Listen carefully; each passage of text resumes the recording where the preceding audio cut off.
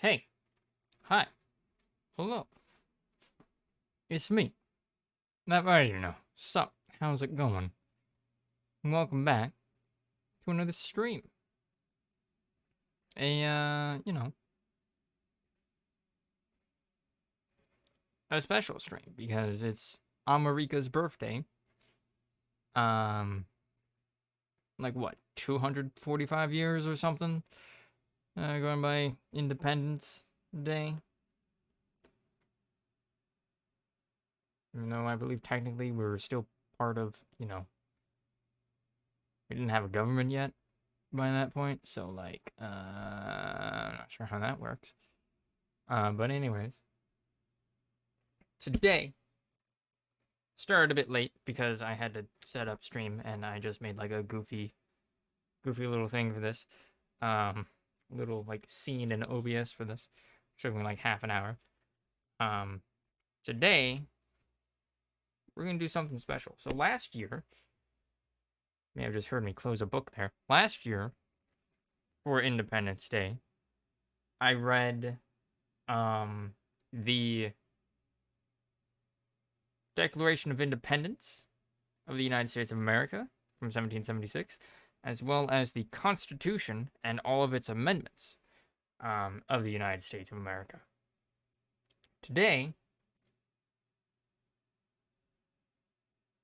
we're going to read a book, or I guess rather a series of pamphlets that were penned by Thomas Paine, I feel like often overlooked historical figure in American history. He was not American. I do believe he was English. Moved to America, like I think 3 months after the American Revolution started. So like by the time Thomas Paine arrived in America, Paul Revere had already done his little British are coming, the British are coming, and the Battle of Lexington and Concord had already happened. And within like 3 months, he had started working as an editor in a newspaper, I believe, and had already, we believe, published a article calling for the abolition of slavery. Note, he had only been in the U.S. for 3 months by that point. And then in 1776, as the revolution was ramping up, and America made its Declaration of Independence, of which Thomas Paine was, therefore at the table for the penning of. During the Revolution, he wrote Common Sense, which was basically a series of pamphlets that were published, and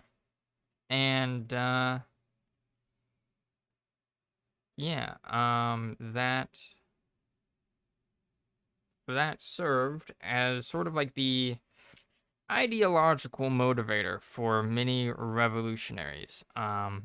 Like George Washington would literally read Common Sense to his soldiers before battle. Now this book that I have also have the Rights of Man, but that looks like it's way too fucking long for. Yep, way too long. No thanks. That's like 200 pages. Fuck that. Nah, instead we're gonna read the 50 pages that is Common Sense. Okay, so let's see. This book then has an introduction. Is this by Paine? Yes.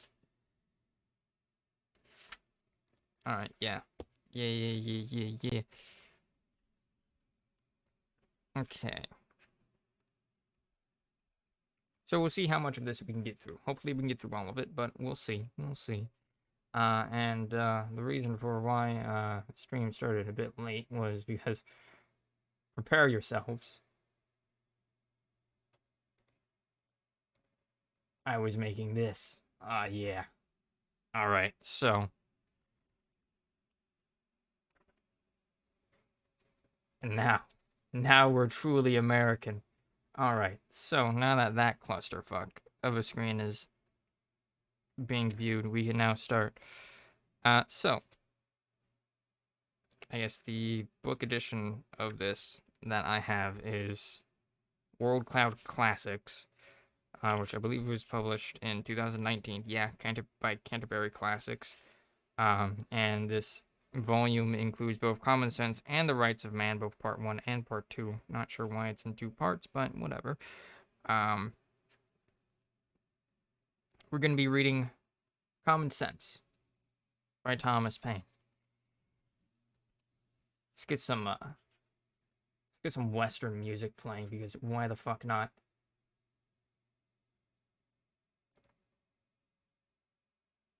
Go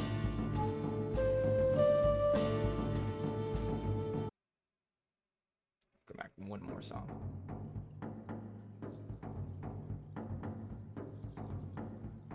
All right.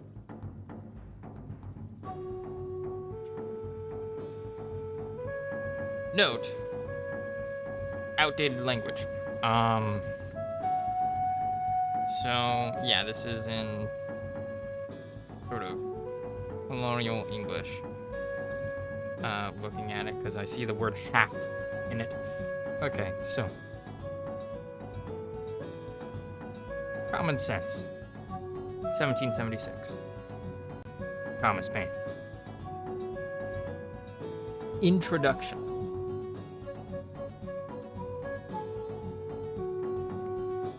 Perhaps the sentiments contained in the following pages are not yet sufficiently fashionable to procure them general favor. A long habit of not thinking a thing wrong gives it a superficial appearance of being right, and raises at first a formidable outcry in defense of custom. But the tumult soon subsides. Time makes more converts than reason. As a long and violent abuse of power is generally the means of calling the right of it in question, and in matters too which might never have been thought of, had not the sufferers been aggravated into the inquiry, and as the King of England hath undertaken in his own right, that one's in italics, to support the Parliament in what he calls theirs, and as the good people of this country are grievously oppressed by the combination, they have an undoubted privilege to inquire into the pretensions of both, and equally to reject the usurpation of either. In the following sheets, the author hath studiously avoided everything which is personal among ourselves. Compliments as well as censored individuals make no part thereof. The wise and the worthy need not the triumph of a pamphlet, and those whose sentiments are injudicious or unfriendly will cease of themselves, unless too much pains are bestowed upon their conversion. The cause of America is in a great measure the cause of all mankind. Many circumstances have and will arise which are not local, but universal, and through which the principles of all lovers of mankind are affected, and in the events of which their affections are interested. The laying a country desolate with fire and sword, declaring war against the natural rights of all mankind, and extirpating the defenders thereof from the face of the earth, is the concern of every man to whom nature hath given the power of feeling, of which class, regardless of party censor, is the doctrine of independence. As no answer hath yet appeared, it is now presumed that none will. The time needful for getting such a performance ready for the public being considerably past, my bad. Who the author of this production is wholly unnecessary to the public, as the object for attention is the doctrine itself, not the man. Yet, it may not be unnecessary to say that he is unconnected with any party and under no sort of an influence, public or private, but the influence of reason and principle. Signed, the author. P.S. The publication of this new edition hath been delayed, with a view of taking notice, had it been necessary, of any attempt to refute.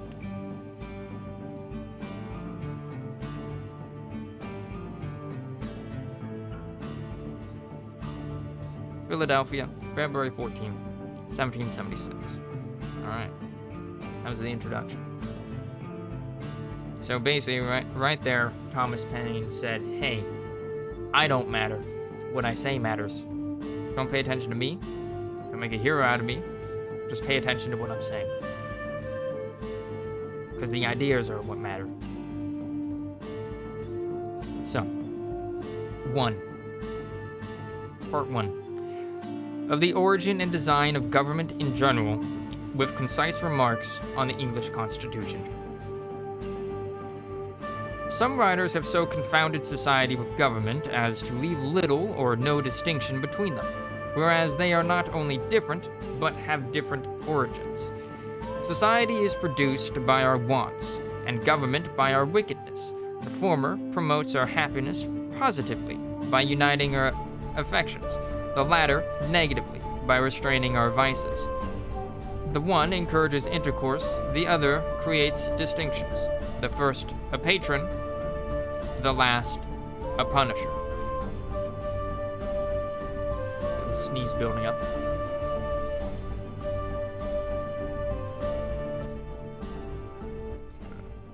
Lower the music a little bit, so there's more backgroundy. Society in every state is a blessing, but government, even in its best state, is but a necessary evil. In its worst state, an intolerable one. For when we suffer, or are exposed to the same miseries by a government, which we might expect in a country without government, our calamity is heightened by reflecting that we furnish the means by which we suffer. Government, like dress, is the badge of lost innocence. The palaces of kings are built on the ruins of the bowers of paradise. For were the impulses of conscience clear, uniform, and irresistibly obeyed, man would need no other lawgiver. But that not being the case, he finds it necessary to surrender up a part of his property to furnish means for the protection of the rest. And this he is induced to do by the same prudence which in every other case advises him out of two evils to choose the least. Wherefore, security, being the true design and end of government, it unanswerably follows that whatever form thereof appears most likely to ensure it to us, with the least expense and greatest benefit, is preferable to all others. In order to gain a clear and just idea of the design and end of government, let us suppose a small number of persons settled in some sequestered part of the earth, unconnected with the rest. They will then represent the first peopling of any country or of the world. In this state of natural liberty, society will be their first thought. 1,000 motives will excite them thereto. The strength of one man is so unequal to his wants, and his mind so unfitted for perpetual solitude, that he is soon obligated or obliged to seek assistance and relief of another, who in his turn requires the same. 4 or 5 united would be able to raise a tolerable dwelling in the midst of a wilderness, but one man might labor out of the common period of life without accomplishing anything. When he had felled his timber, he could not remove it, nor erect it after it was removed. Hunger, in the meantime, would urge him from his work, and every different want call him a different way. Disease, nay, even misfortune, would be death. For though neither might be mortal, yet either would disable him from living, and reduce him to a state in which he might rather be said to perish than to die. Thus necessary, like a gravitating power, it would soon form our newly arrived immigrants into society. the reciprocal blessings of which would supersede and render the obligations of law and government unnecessary while they remained perfectly just to each other. But as nothing but heaven is impregnable to vice, it will unavoidably happen that in proportion as they surmount the first difficulties of emigration, which bound them together in a common cause, they will begin to relax in their duty and attachment to each other, and this remissness will point out the necessity of establishing some form of government to supply the defect of moral virtue. Some convenient tree will afford them a state house, under the branches of which the whole colony may assemble to deliberate on public matters. It is more than probable that their first laws will have the title only of regulations, and be enforced by no other penalty than public disesteem. In this first parliament, every man, by natural right, will have a seat, in other words, a democracy. But as the colony increases, the public concerns will increase likewise, and the distance at which the members may be separated will render it too inconvenient for all of them to meet on every occasion as at first, when their number was small, their habitations near, and the public concerns few and trifling. This will point out the convenience of their consenting to leave a legislative part to be managed by a select number chosen from the whole body, which are supposed to have the same concerns at stake which those who appointed them, and who will act in the same manner as the whole body would act, were they present. If the colony continues increasing, it will become necessary to augment the number of the representatives, and that the interest of every part of the colony may be attended to. It will be found best to divide the whole into convenient parts, each part sending its proper number, and that the elected might never form to themselves an interest separate from the electors. Prudence will point out the propriety of having elections often, because as the elected might by that means return and mix again with the general body of the electors in a few months, their fidelity to the public will be secured by the prudent reflection of not making a rod for themselves. And as this frequent interchange will establish a common interest with every part of the community, they will mutually and naturally support each other, and on this, not on the unmeaning name of king, depends the strength of government and the happiness of the governed.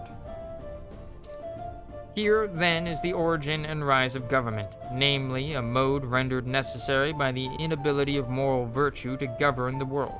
Here, too, is the design and end of government, viz., freedom and security. And however our eyes may be dazzled with show, or our ears deceived by sound, however prejudice may warp our wills, or interest darken our understanding, the simple voice of nature and of reason will say 'tis right. I draw my idea of the form of government from a principle in nature, which no art can overturn, viz. that the more simple anything is, the less liable it is to be disordered, and the easier repaired when disordered.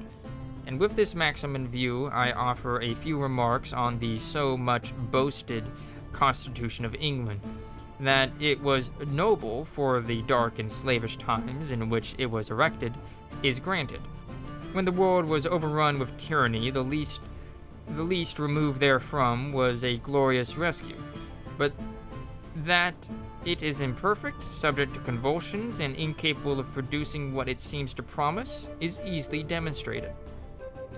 Absolute governments, though the disgrace of human nature, have this advantage with them, that they are simple.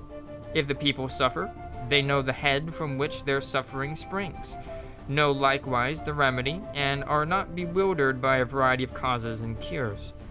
But the Constitution of England is so exceedingly complex that the nation may suffer for years together without being able to discover in which part the fault lies. Some will say in one and some in another, and every political physician will advise a different medicine.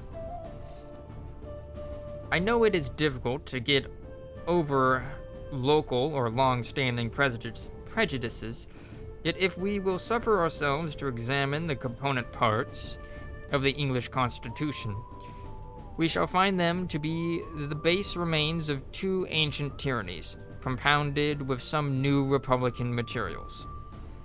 First, the remains of monarchical tyranny in the person of the king. Secondly, the remains of aristocratical tyranny in the persons of the peers. Thirdly, the new republican materials in the persons of the commons, on which virtue depends the freedom of England. The first two, by being hereditary, are independent of the people, wherefore, in a constitutional sense, they contribute nothing towards the freedom of the state. To say that the Constitution of England is a union of three powers reciprocally checking each other is farcical. Either the words have no meaning, or they are flat contradictions. To say that the Commons is a check upon the king presupposes two things. First, that the king is not to be trusted without being looked after, or in other words, that a thirst for absolute power is a natural disease of monarchy. Secondly, that the commons, by being appointed for that purpose, are either wiser or more worthy of confidence than the crown. But the same constitution which gives the commons a power to check the king by withholding the supplies, gives afterwards the king a power to check the commons by empowering him to reject their other bills.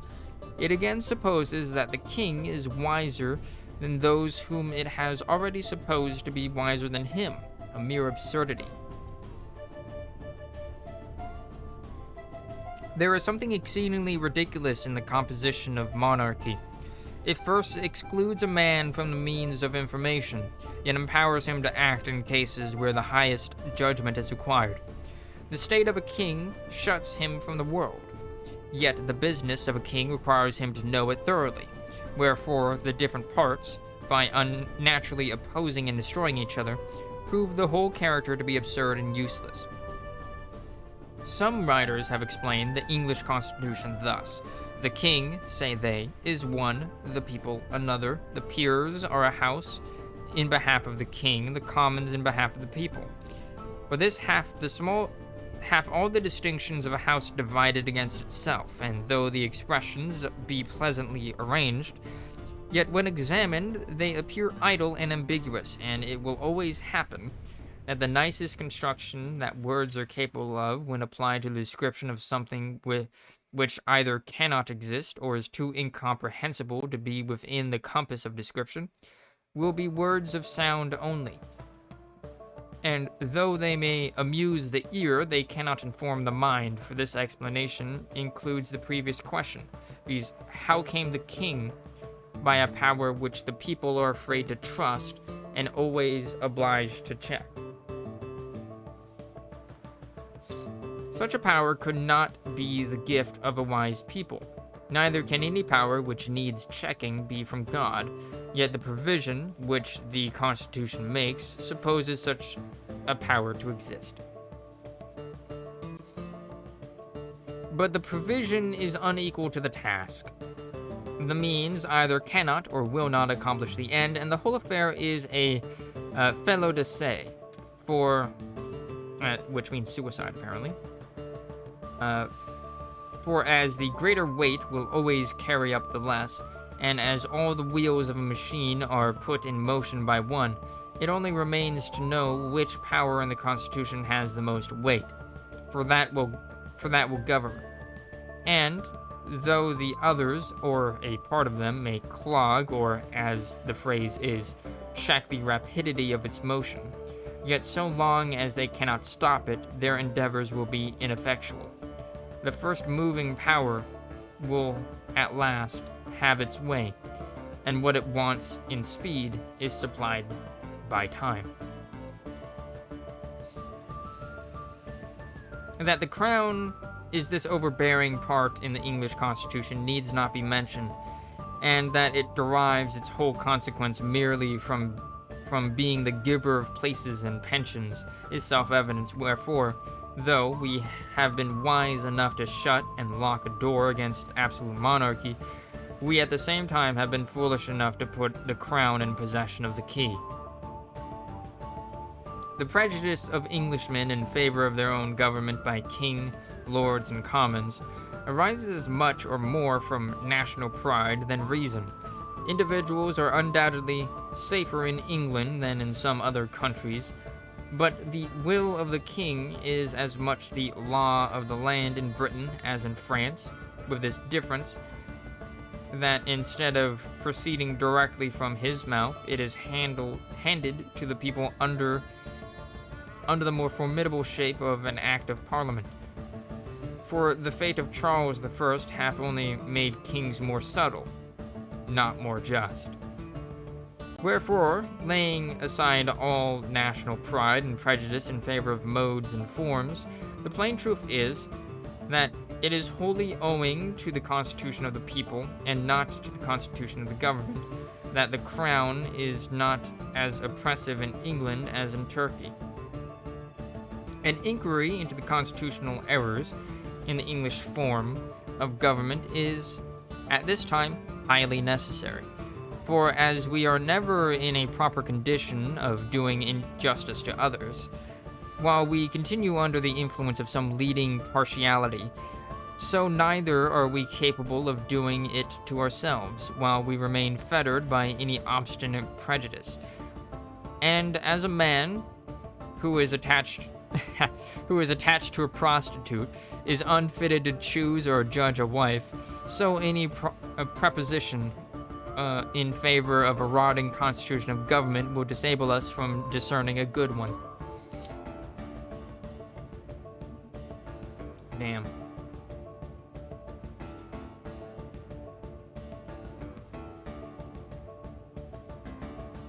So basically, in that chapter, Thomas Paine is like, power of government should derive from the people, not from an individual. And that the English crown is contradictory to the interests of the people, because, you know, the king and the peers, the lords and ladies, the aristocrats who are in support of him, basically answer to themselves and not to commons, and have more power, because they are able to, you have two branches of government that can check the commons and therefore completely contradict them. So you have 2/3 of the government that can very easily go against the will of the people. That's not good. History is weird. Hey Catwap, how you doing? Indeed it is. Alright, that is chapter 1 done. Okay, chapter 2 of monarchy and hereditary succession. Oh boy. All things start from the people, but in the end leads to a single person with power. Yeah, that was basically what he was saying. The king and peers basically just naturally usurp the powers of the people, and whatnot. Alright, so let's see what he has to say about monarchy and hereditary succession. So I'm guessing that's also talking about the peerage in England. Mankind being originally equal in the order of creation, the equality could only be destroyed by some subsequent circumstance. The distinction of rich and poor may in a great measure be accounted for, and that without having recourse to the harsh, ill-sounding names of oppression and avarice. Oppression is often the consequence, but seldom or never the means of riches. And though avarice will preserve a man from being necessitously poor, it generally makes him too timorous to be wealthy. Okay. But there is another and greater distinction, for which no truly natural or religious reason can be assigned, and that is the distinction of men into kings and subjects. Alright. Rulers and subjects, here we go. Male and female are the distinctions of nature, good and bad the distinctions of heaven. But how a race of men came into the world, so exalted above the rest and distinguished, like some new species, is worth inquiring into, and whether they are the means of happiness or of misery to mankind. In the early ages of the world, according to the scripture chronology, there were no kings, the consequence of which was there were no wars. It is the pride of kings which throw mankind into confusion. Holland, without a king, hath enjoyed more peace for this last century than any of the monarchical governments in Europe. Antiquity favors the same remark, and the quiet and rural lives of the first patriarchs have a happy something in them, which vanishes away when we come to the history of Jewish royalty. Governments by kings was first introduced into the world by the heathens, from whom the children of Israel copied the custom. Ah, yes, now we're dipping into biblical history. It was the most prosperous invention the devil ever set on foot for the promotion of idolatry. Interesting. Note, idolatry is supposed to be banned by the Ten Commandments. So he's basically saying kings are idols, which is a nice hot take for the time. I love it. Good job, Paine. I love you. The heathens paid divine honors to their deceased kings, and the Christian world hath improved on the plan by doing the same to their living ones. How impious is the title of sacred majesty applied to a worm who in the midst of his splendor is crumbling into dust. Damn. As the exalting one, man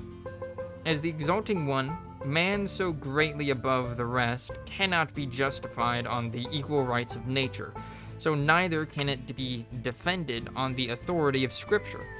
For the will of the Almighty, as declared by Gideon and the prophet Samuel, expressly disapproves of government by kings.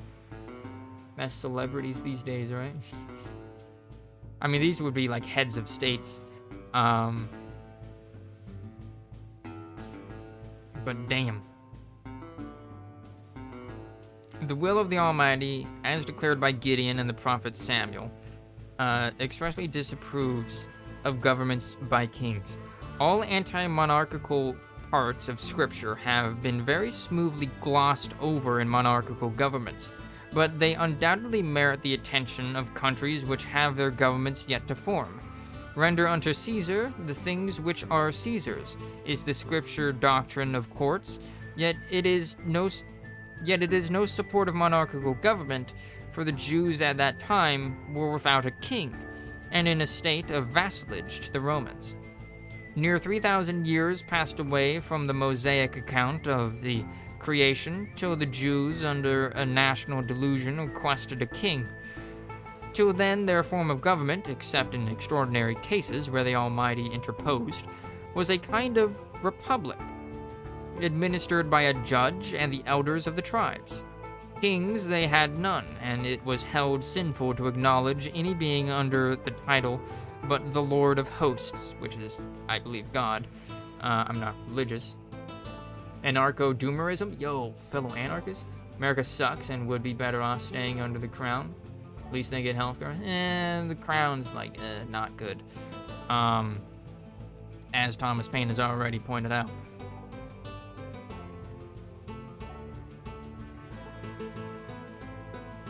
Let's see. Where the fuck was I? Lord of Hosts. And when a man seriously reflects on the idolatrous homage which is paid to the persons of kings, he need not wonder that the Almighty, ever jealous in his honor, should disapprove of a form of government which so impiously invades the prerogative of heaven. Monarchy is ranked in Scripture as one of the sins of the Jews, for which a curse in reserve is denounced against them. The history of that transaction is worth attending to. The children of Israel, being oppressed by the Midianites, Gideon marched against them with a small army, and victory, through the divine interposition, decided in his favor. The Jews, elate with success, and attributing it to the generalship of Gideon, proposed making him a king, saying, "Rule thou over us, thou and thy son and thy son's son." Here was temptation in its fullest extent, not a kingdom only, but a hereditary one. But Gideon, in the piety of his soul, replied, "I will not rule over you, nor shall my son rule over you. The Lord shall rule over you." Words need not be more explicit. Gideon doth not decline the honor, but denieth their right to give it. Neither doth he compliment them with invented declarations of his thanks, but in the positive style of a prophet charges them with disaffectation to their proper sovereign, the King of Heaven. About 130 years after this, they fell again into the same error. The hankering which the Jews had for the idolatrous customs of the heathens is something exceedingly unaccountable, but so it was, that laying hold of the misconduct of Samuel's 2 sons, who were entrusted with some secular concerns, they came in an abrupt and clamorous manner to Samuel, saying, Behold, thou art old, and thy sons walk not in thy ways. Now make us a king to judge us, like all other nations. And here we cannot but observe that their motives were bad, viz. that they might be like unto other nations, i.e. the heathens, whereas their true glory laid in being as much unlike them as possible. I haven't slept yet, I think? Yo, nice. You should probably sleep at some point.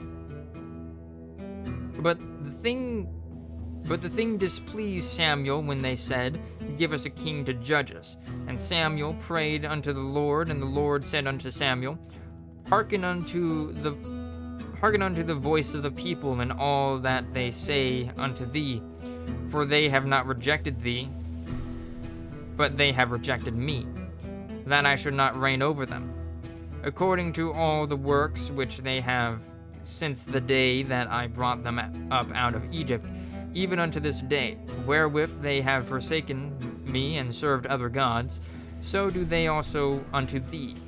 Now therefore hearken unto their voice, howbeit protest solemnly unto them, and show them the manner of the king that shall reign over them, i.e., not of any particular king, but the general manner of the kings of the earth, whom Israel was so eagerly copying after. And notwithstanding the great distance of time and difference of manners, the character is still in fashion. And Samuel told all the words of the Lord unto the people that asked of him a king. And he said, This shall be the manner of the king that shall reign over you. He will take your sons and appoint them for himself, for his chariots, and to be his horsemen. And some shall run before his chariots. This description agrees with the present mode of impressing men. And he will appoint him captains over thousands and captains over 50s, and will set them to ear his ground, and to reap his harvest, and to make his instruments of war, and instruments of his chariots. And he will take your daughters to be confectionaries, and to be cooks, and to be bakers. This describes the expense and luxury, as well as the oppression of kings. And he will take your fields, and your wine, and your vineyards, and your olive yards, even the best of them, and give them to his servants. And he will take the 10th of your seed and of your vineyards, and give them to his officers and to his servants, by which we see that bribery, corruption, and favoritism are the standing vices of kings. And he will take the 10th of your men servants, and your maid servants, and your goodliest young men, and your asses, which means donkeys, and put them to his work. And he will take the 10th of your sheep, and ye shall be his servants, and ye shall cry out in that day because your king which ye shall have chosen, and the Lord will not hear you in that day. This accounts for the continuation of monarchy. Neither do the characters of the few good kings which have lived since either sanctify the title or blot out the sinfulness of the origin. The high encomium given of David takes no notice of him officially as a king, but only as a man after God's own heart. Nevertheless, the people refused to obey the voice of Samuel, and they said, Nay, but we will have a king over us, that we may be like all the nations, and that our king may judge us, and go out before us, and fight our battles. Samuel continued to reason with them, but to no purpose. He set before them their ingratitude, but all would not avail. And seeing them fully bent to their folly, he cried out, I will call unto the Lord, and he shall send thunder and rain, which then was a punishment, being in the time of wheat harvest. that ye may perceive and see that your wickedness is great, which ye have done in the sight of the Lord in asking you a king. So Samuel called unto the Lord, and the Lord sent thunder and rain that day. And all the people greatly feared the Lord and Samuel. And all the people said unto Samuel, Pray for thy servants unto the Lord thy God, that we die not, for we have added unto our sins this evil to ask a king. How would this all translate, or modern world, though?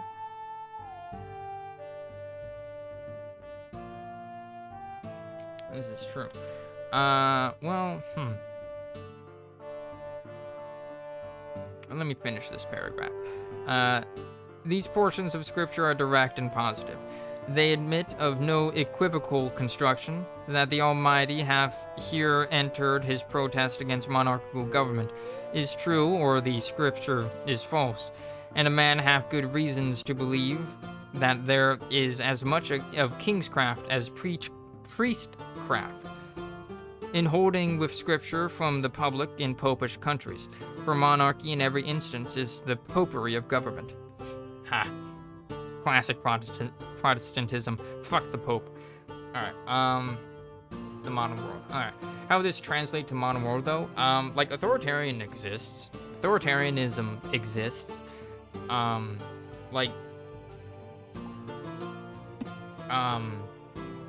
it still exists to this day. Like, for example, personal political opinion coming in.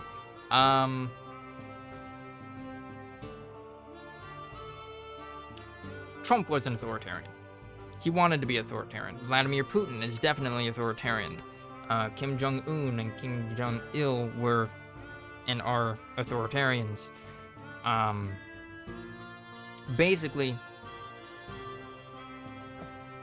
heads of states can still, if there's no precautions, take over the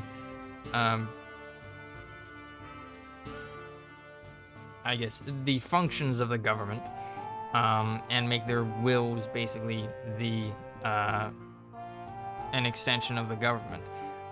This happens in pretty much any authoritarian regime by undermining, what the people want, either ignoring them or oppressing them, preventing them from, protesting, rioting, and whatnot.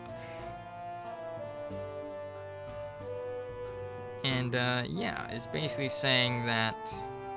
So this chapter so far has been saying that even God is against monarchies, and authoritarians are basically... meant the whole book, too. Well, we haven't read the whole book yet. Still got quite a bit to go. Like, 40 pages.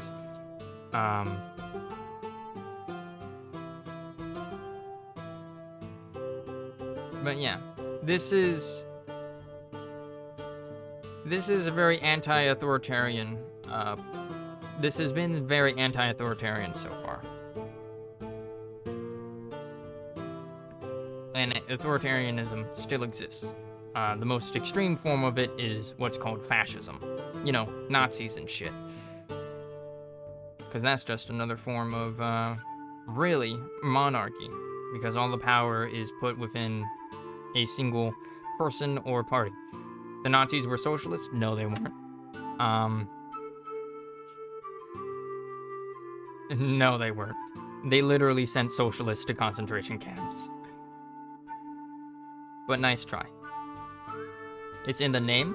Yeah, but people often use, democratic socialist and socialist as a means of appearing as something that they are not. Hell. For example, who is in American politics, like AOC and Bernie Sanders identify as socialists or democratic socialists, but they're not. Are you a tanky? I'll admit I don't know what that is. But they're really just social democrats, which is just center politics. And no, the Nazis were not socialists. They were centrist in terms of economic policy and highly authoritarian in terms of social policy.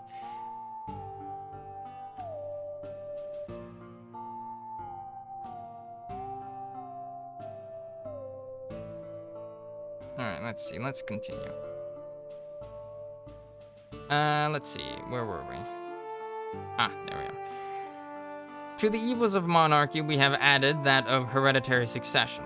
And as the first is a degradation and lessening of ourselves, so the second, claimed as a matter of right, is an insult and an imposition on posterity.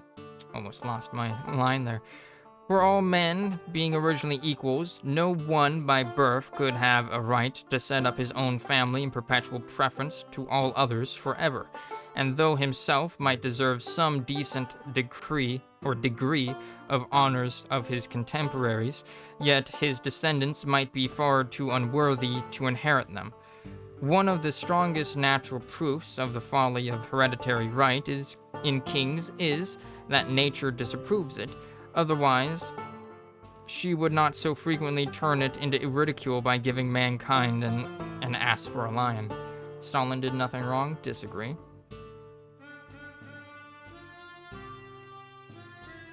Secondly, as no man at first could possess any other public honors than were bestowed upon him, so the givers of those honors could have no power to give away the right of posterity. And though they might say, "We choose you for our head," they could not, without manifest injustice to their children, say that your children and your children's children shall reign over ours forever, because such an unwise, unjust, unnatural compact might, perhaps in the next succession, put them under the government of a rogue or a fool. Most wise men, in their private sentiment, have ever treated hereditary right with contempt, yet it is one of these evils which, when once established, is not easily removed. Many submit from fear, others from superstition, and the more powerful parts shares with the king the plunder of rest. My point about translation in today's world isn't the same as back then, I think. Well, you just kind of have to extrapolate.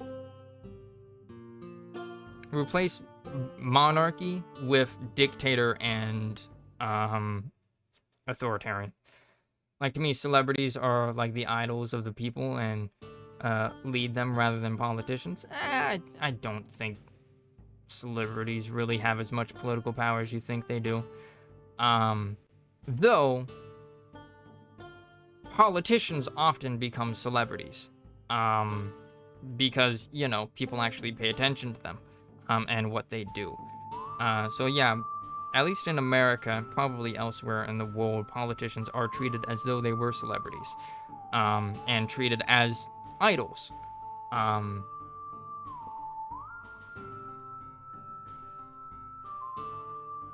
Arnold is my counter. I mean, he was literally celebrity.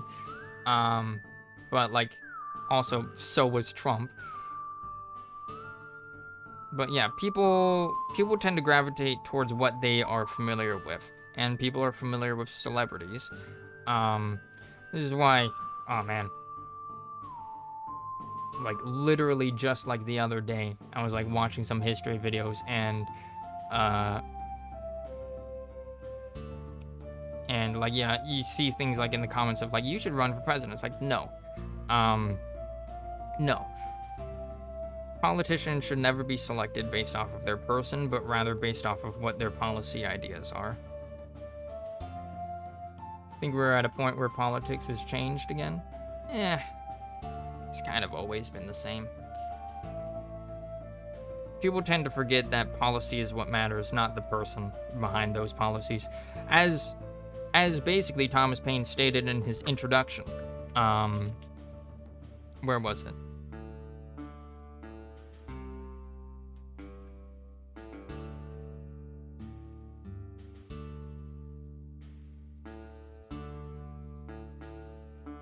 Hold on, I'm trying to find it. Yes. Who the author of this production is wholly unnecessary to the public, as the object for attention is the doctrine itself, not the man. Like the inception of the system we are about to see, an end to politics. We're not going to see the end to politics. Everything is politics.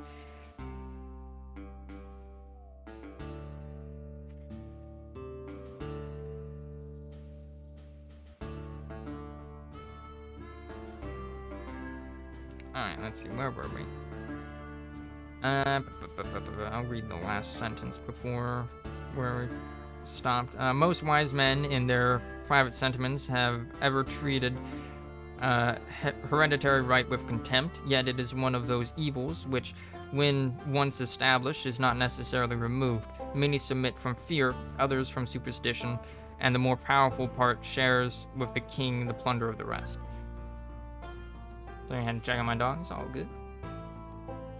This is supposing the present race of kings in the world to have had an honorable origin, whereas it is more than probable that could we take off the dark coverings of antiquity and trace them to their first rise, that we should find the first of them nothing better than the principal ruffian of some restless gang, whose savage manners or preeminence in subtlety obtained the title of chief among plunderers, and who, by increasing in power and extending his depredations, overawed the quiet and defenseless to purchase their safety by frequent contributions.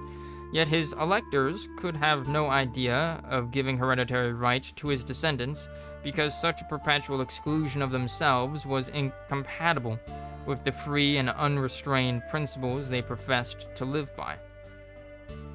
Wherefore hereditary succession in the early ages of monarchy could not take place as a matter of claim, but as something causal, or that's casual or complemental. But as few or no records were extant in those days, and traditional history stuffed with fables, it is very easy, after the lapse of a few generations, to trump up some superstitious tale conveniently timed, Mahomet-like, and to cram hereditary right down the throats of the vulgar. Perhaps the disorders which threatened, or seemed to threaten, on the decrease of a leader or the choice of a new one for elections among ruffians could not be very orderly, induced many at first to favor hereditary pretensions, by which means it happened, as it have happened since, that what at first was submitted to as convenience was afterwards claimed as a right. War never changes until it does. The war doesn't change, just the means that are used change. We still go to wars over the same reasons. What I mean is that now nearly here in the mindset of the people through the internet, politics as a whole cannot be the same for very long.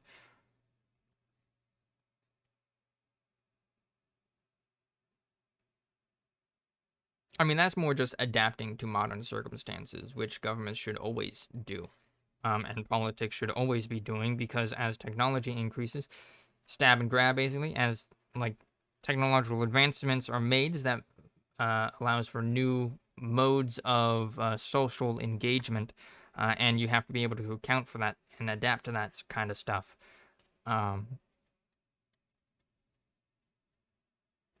Hence why, like, cyber warfare is a thing, or is growing to be like a one of the bigger concerns in governance and governmental security, as well as like the easy transmission of propaganda and false information due to lack of fact checkers, or at least prominent fact checkers. Let us continue. England, since the conquest, have known some few good monarchs, but groaned beneath a much larger number of bad ones. Yet no man in his senses can say that their claim under William the Conqueror is a very honorable one. A French bastard landing with an armed banditti, and establishing himself King of England against the consent of the natives, is in plain terms a very paltry, rascally origin. It certainly hath no divinity in it. However, it is needless to spend much time in exposing the folly of hereditary right, if there are any so weak as to believe it. Let them promiscuously worship the ass and lion, and welcome. I shall neither copy their humility nor disturb their devotion. Yet I should be glad to ask how they suppose kings came at first. The question admits but of three answers, viz. Either by lot, by election, or by usurpation. If the first king was taken by lot, it establishes a precedent for the next, which excludes hereditary succession. Saul was by lot, yet the succession was not hereditary. Neither does it appear from that transaction there was any intention it ever should be. If the first king of any country was by election, that likewise establishes a precedent for the next. For to say that the right of all future generations is taken away by the act of the first electors, in their choice not only of a king, but of a family of kings forever, have no parallel in or out of Scripture but the doctrine of original sin, which supposes the free will of all men lost in Adam. And from such comparison, for it will admit of no other, hereditary succession can derive no glory. For as in Adam all sinned, and as in the first electors all men obeyed, as in the one all mankind were subjected to Satan, and in the other to sovereignty. As our innocence was lost in the fight in the first, and our authority in the last, and as both disable us from reassuming some former state and privilege, it unanswerably follows that original sin and hereditary succession are parallels. Dishonorable rank, inglorious connection, yet the most subtle sophist cannot produce a juster simile. Alright, yeah. Thomas Paine going for that anarchistic fuck unjust hierarchies. Very nice. As to usurpation, no man will be so hardy as to defend it, and that William the Conqueror was an usurper is a fact not to be contradicted. The plain truth is that the antiquity of English monarchy will not bear into looking. I guess for those, it's the next day. I think I will go to bed now. Have a good night, Cap. Sleep well. For those of you that don't know, William the Conqueror was a Norman, a French Norman, descended from Norse Vikings who settled in France following several sieges of Paris and raiding of French coastlands. The French were like, hey, if we give you some land and a title, will you stop raiding us? And Rollo was like, sure.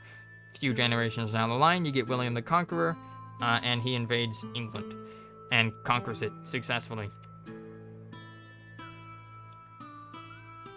And replaces the English aristocracy with a French one. And their French became the language of the nobility, whereas English remained the language of the poor, and the intermixing of that is how you got Middle English. And that happened in 1066. It is not so much the absurdity as the evil of hereditary succession which concerns mankind. Did it ensure a race of good and wise men, it would have the seal of divine authority. But as it opens a door to the foolish, the wicked, and the improper, it hath in it the nature of oppression. Men who look upon themselves born to reign and others to obey soon grow insolent. Selected from the rest of mankind, their minds are early poisoned by importance, and the world they act in differs so materially from the world at large that they have but little opportunity of knowing its true interests, and when they succeed to the government are frequently the most ignorant and unfit of any throughout the dominions.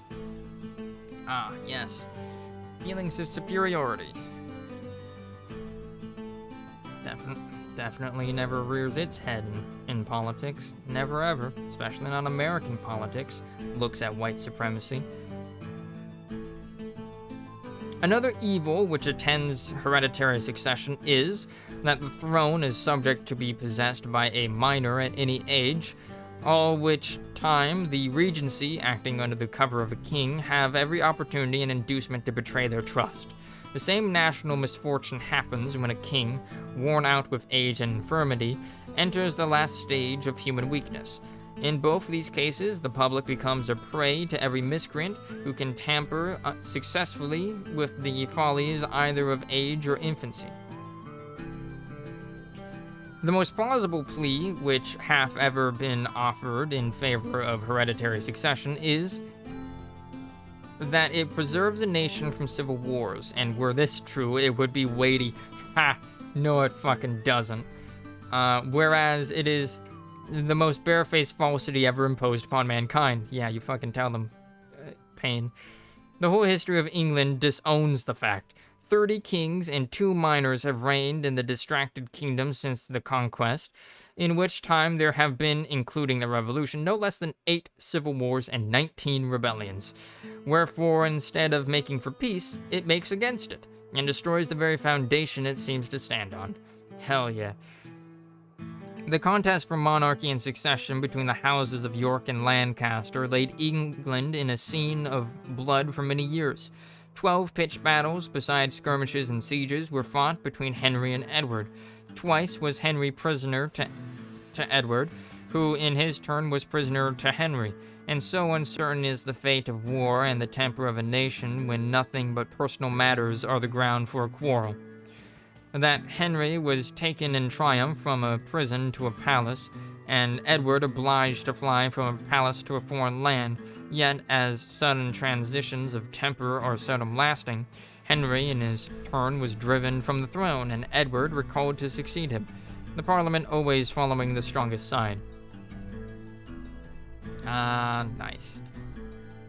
This contest began in the reign of Henry VI, and was not entirely extinguished till Henry VII, in whom the families were united, including a period of 67 years, viz. From 1422 to 1489. In short, the monarchy and succession have laid not this or that kingdom only, but the world in blood and ashes. 'Tis a form of government which the world of God bears testimony against, and blood will attend it. If we inquire into the business of a king, we shall find that in some countries they have none, and after sauntering away their lives without pleasure to themselves or advantage to a nation, withdraw from the scene, and leave their successors to tread the same idle ground. In absolute monarchies, the whole weight of business, civil and military, lies on the king. The children of Israel, in their request for a king, urged this plea, that he may judge us and go out before us and fight our battles. But in countries where he is neither a judge nor a general, as in England, a man would be puzzled to know what is his business. In other words, they don't have the qualifications, they don't know what the fuck they're doing. The nearer any government approaches to a republic, the less business there is for a king. It is somewhat difficult to find a proper name for the government of England. Sir William Meredith calls it a republic, but in its present state it is unworthy of the name, because the corrupt influence of the crown, by having all the places in its disposal, have so effectually swallowed up the power and eaten out the virtue of the House of Commons, the republican part of the Constitution, that the government of England is nearly as monarchical as that of France or Spain. Men fall out with names without understanding them. Men fall out with names without understanding them. See the guy calling Nazis socialists earlier in chat. No offense to that person, but taking it as a lesson. I may have lost my place. Men fall out with names without understanding them. For it is the republican and not the monarchical part of the Constitution of England which Englishmen glory in, viz. The liberty of choosing a House of Commons from out of their own body, and it is easy to see that when republican virtue fails, slavery ensues. Why is the Constitution of England sickly? But because monarchy hath poisoned the republic, the crown hath engrossed the commons. In England, a king hath little more to do than to make war and give away places, which in plain terms is to impoverish the nation and set it together by the ears. A pretty business indeed for a man to be allowed 800,000 sterling a year for, and worshipped into the bargain. Of more worth is one honest man to society and in the sight of God than all the crowned ruffians that ever lived. Nice. Seeing how long this next part is. Okay, pretty long. The next part's like 15 pages. Alright. I was asking because it's about 6 o'clock. I'm getting hungry. So we're going to take a bit of a break. Boop. Alright. So pause that for a moment. We're just going to change to the usual break screen. So boop. Boop. We are back. I had chicken teriyaki over rice for dinner. Leftovers, so like not as good as it originally was, but like I managed to eat like half of what was in the Tupperware. That was pretty nice.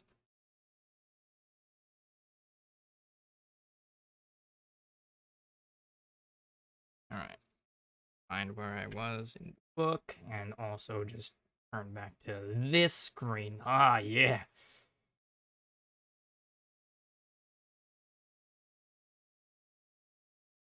All right.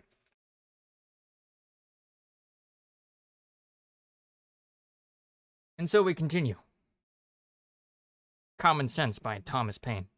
Chapter 3. Thoughts on the present state of American affairs. Oh boy, here we go. Probably gonna be talking of the revolution.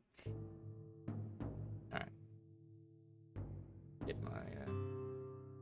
my cowboy music playing again.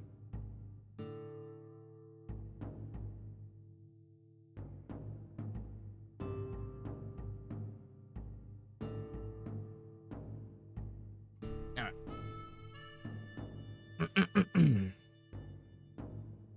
Chapter 3. Thoughts on the present state of American affairs.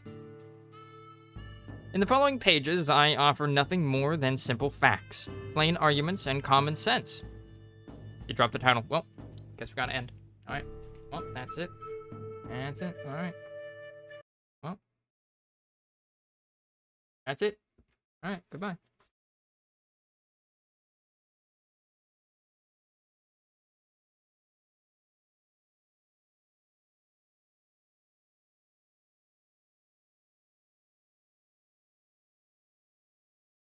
Oh, wait, there's more words. Hold on.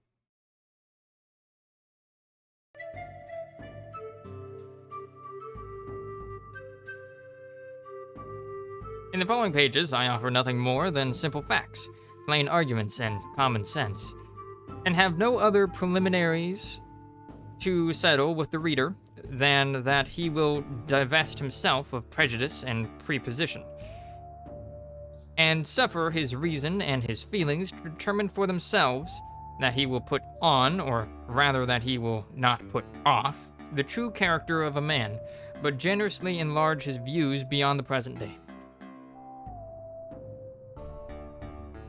Volumes have been written on the subject of the struggle between England and America.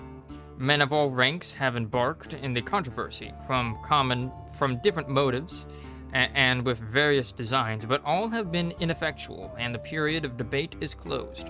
Arms, as the last resource, decide this contest. The appeal was the choice of the king, and the continent hath accepted the challenge. It hath been reported of the late Mr. Pelham, who, though an able minister, was not without his faults, that on his being attacked in the House of Commons on the score that his measures were only of a temporary kind, replied, "They will last my time." Should a thought so fatal and unmanly possess the colonies in the present contest, the name of ancestors will be remembered by future generations with detestation. In other words, if you want change, make sure it lasts. The sun never shined on a cause of greater worth. 'Tis not the affair of a city, a county, a province, or a kingdom, but of a continent, of at least 1/8 part of the habitable globe. 'Tis not the concern of a day, a year, or an age, posterity are virtually involved in the contest and will be more or less affected, even to the end of time, by the proceedings now. Now is the seed time of continental union, faith, and honor. The least fracture now will be like a name engraved with a point of a pin on the tender rind of a young oak. The wound will enlarge with the tree, and posterity read it in full-grown characters. By referring the matter from argument to arms, a new area for politics is struck. A new method of thinking hath arisen. All plans, proposals, etc., prior to the 19th of April, i.e., to the commencement of hostilities, are like the almanacs of the last year, which, though proper then, are superseded and useless now. Whatever was advanced by the advocates on either side of the question then terminated in one and the same point, viz. A union of Great Britain. The only difference between the parties was the method of effecting it, the one proposing force, the other friendship. But it hath so far happened that the first hath failed, and the second hath withdrawn her influence.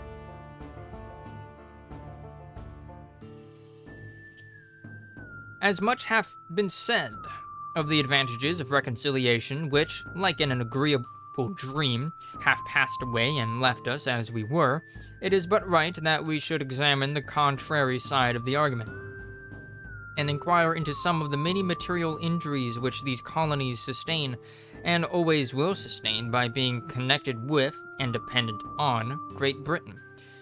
To examine that connection and dependence on the principles of nature and common sense, to see what we have to trust to, if separated, and what we are to expect, if dependent. I have heard it asserted by some that as America hath flourished under her former connection with Great Britain, that the same connection is necessary towards her future happiness, and will always have the same effect. Nothing can be more fallacious than this kind of argument. We may as well assert that because a child has thrived upon milk, that it is never to have meat, or that the first 20 years of our lives is to become a precedent for the next 20.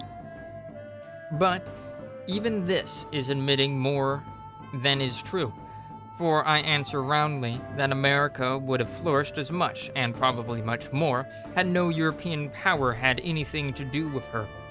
To commerce, by which she hath enriched herself, and the necessities of life, and will always have a market, while eating is the custom of Europe.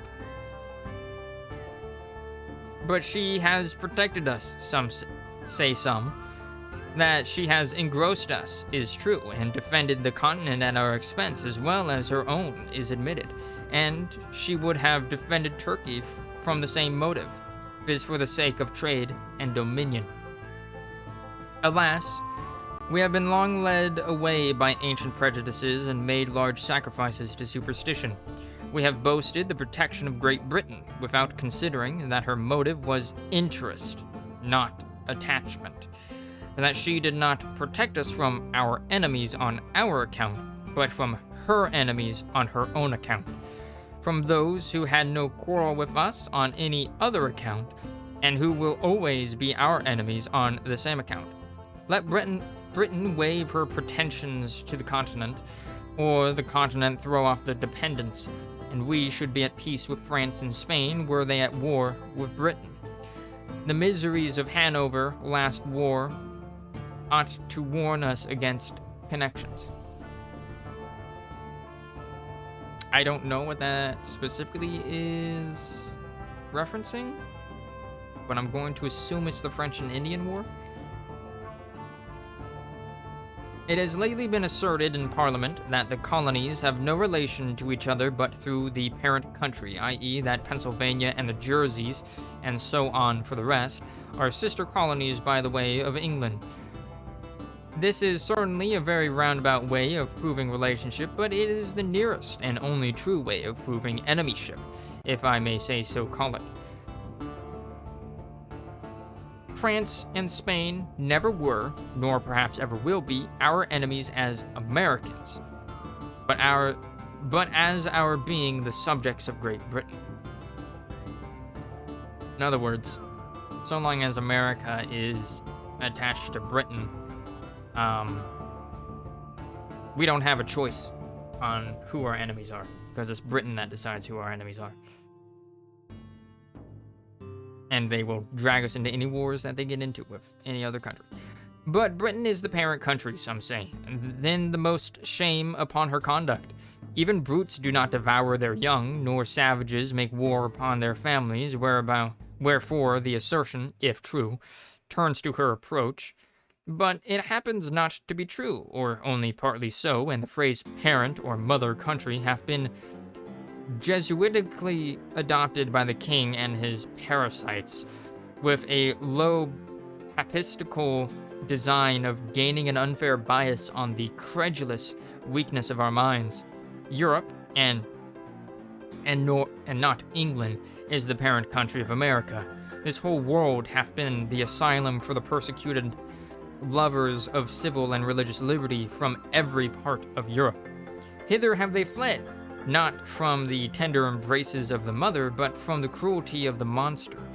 And it is so far true of England that the same tyranny which drove the first emigrants from home pursues their descendants still. In this extensive corridor of the globe, we fought the narrow limits of 360 miles, the extent of England, and carry our friendship on a larger scale. We claim brotherhood with every European Christian and triumph in the generosity of the sentiment.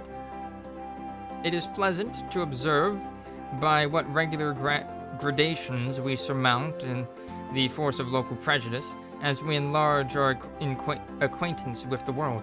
A man born in any town in England, divided into parishes, will naturally associate most with his fellow parishioners, because their interests in many cities will be common, and distinguish him by the name of neighbor. I do not like this sound. Get out of here, song. Song was like grating on my ears. Where was I? Neighbor. And distinguish him by the name of neighbor. If you meet him but a few miles from home, he drops the narrow idea of a street and salutes him by the name of townsman. If he travels out of the country and meet him in any other, he forgets the minor divisions of streets and towns and calls him countryman, i.e. countyman. But if in their foreign excursions they should associate in France or any other part of Europe, their local remembrance would be enlarged to that of Englishmen. And by a just parody of reasoning, all Europeans meeting in America or any other quarter of the globe are countrymen. For England, Holland, Germany, or Sweden, when compared with the whole, stand in the same places on the larger scale. Compare with the division of streets, towns, and county, do not this... Wait. I feel like I read that wrong. Which the divisions of street, towns, and county do not the smaller ones. Alright. Distinctions too limited for continental minds. Not 1/3 of the habitations, even of this province, are of English descent. Wherefore, I reprobate the phrase of parent or mother country applied to England only as being false, selfish, narrow, and ungenerous.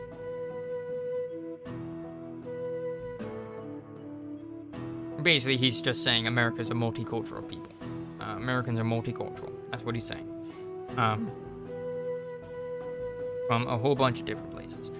But admitting that we were all of English descent, what does it amount to? Nothing. Britain, being now an open enemy, extinguishes every other name and title, and to say that reconciliation is our duty is truly farcical. The first king of England of the present line, William the Conqueror, was a Frenchman, true. More specifically, he was Norman. And half the peers of England are descendants from the same country. Therefore, by the same method of reasoning, England ought to be governed by France. Much hath been said of the united strength of Britain and the colonies, that in conjunction they might bid defiance to the world. But this is merely presumption. The fate of war is uncertain, neither do the expressions mean anything, for this continent would never suffer itself to be drained of inhabitants to support the British arms in either Asia, Africa, or Europe. Besides, what have we to do with setting the world at defiance? Our plan is commerce, and that, well attended to, will secure us the peace and friendship of all Europe, because it is the interest of all Europe to have America a free port. Her trade will always be a protection, and her barrenness of gold and silver secure her from invaders. I challenge the warmest advocate for reconciliation to show a single advantage that this continent can reap by being connected with Great Britain. I repeat the challenge. Not a single advantage is derived. Our corn will fetch its price in any market in Europe, and our imported goods must be paid for. Buy them where we will. But the injuries and advantages we sustain by that connection are without number, and our duty to mankind at large as well as to ourselves instruct us to renounce the alliance, because any submission to or dependence on Great Britain tends directly to involve this continent in European wars and quarrels, and sets us at variance with nations who would otherwise seek our friendship, and against whom we have neither anger nor complaint. As Europe is our market for trade, we ought to form no partial connection with any part of it. It is the true interest of America to steer clear of European contentions, which she never can do, while by her dependence on Britain, she is made the make-weight in the scale of British politics. Europe is too thickly planted with kingdoms to be long at peace, and whenever a war breaks out between England and a foreign power, the trade of America goes to ruin because of her connection with England. The next war may not turn out like the last, and it should not. The advocates for reconciliation now will be wishing for separation then, because neutrality in that case would be a safer convoy than a man of war. And the man of war. Everything that is right or natural pleads for separation. The blood of the slain and weeping voice of nature cries, "'Tis time to part." Even the distance at which the Almighty hath placed England and America is a strong and natural proof that the authority of the one over the other was never the design of heaven. The time, likewise, at which the continent was discovered adds weight to the argument, and the manner in which it was peopled increases the force of it. The Reformation was preceded by the discovery of America, as if the Almighty graciously meant to open a sanctuary to the persecuted in future years, when home should afford neither friendship nor safety. The authority of Great Britain over this continent is a form of government, which sooner or later must have an end, and a serious mind can draw no true pleasure by looking forward under the painful and positive conviction that what he calls the present Constitution is merely temporary. As parents, we can have no joy, knowing that this government is not sufficiently lasting to ensure anything which we may bequeath to posterity, and by a plain method of argument, as we are running the next generation into debt. Alright, that one's a bit too real. We ought to do the work of it, otherwise we use them meanly and pitifully. In order to discover the line of our duty rightly, we should take our children in our hand and fix our station a few years farther into life. That eminence will present a prospect which a few present fears and prejudices conceal from our sight. Though I would carefully avoid giving unnecessary offense, yet I am inclined to believe that all those who espouse the doctrine of reconciliation may be included within the following descriptions.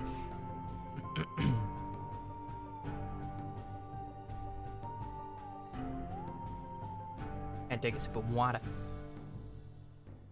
Interested men who are not to be trusted, weak men who cannot see, prejudiced men who will not see, and a certain set of moderate men who think better of the European world than it deserves, and the last class, by an ill-judged deliberation, will be the cause of more calamities to this continent than all the other three. And this last class.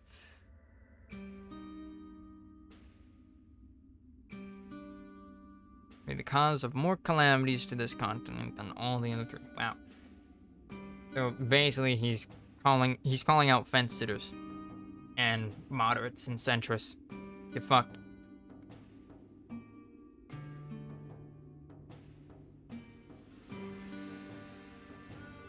It is the good fortune of many to live distant from the scene of present sorrow. The evil is not sufficiently brought to their doors to make them feel the precariousness with which all American property is possessed.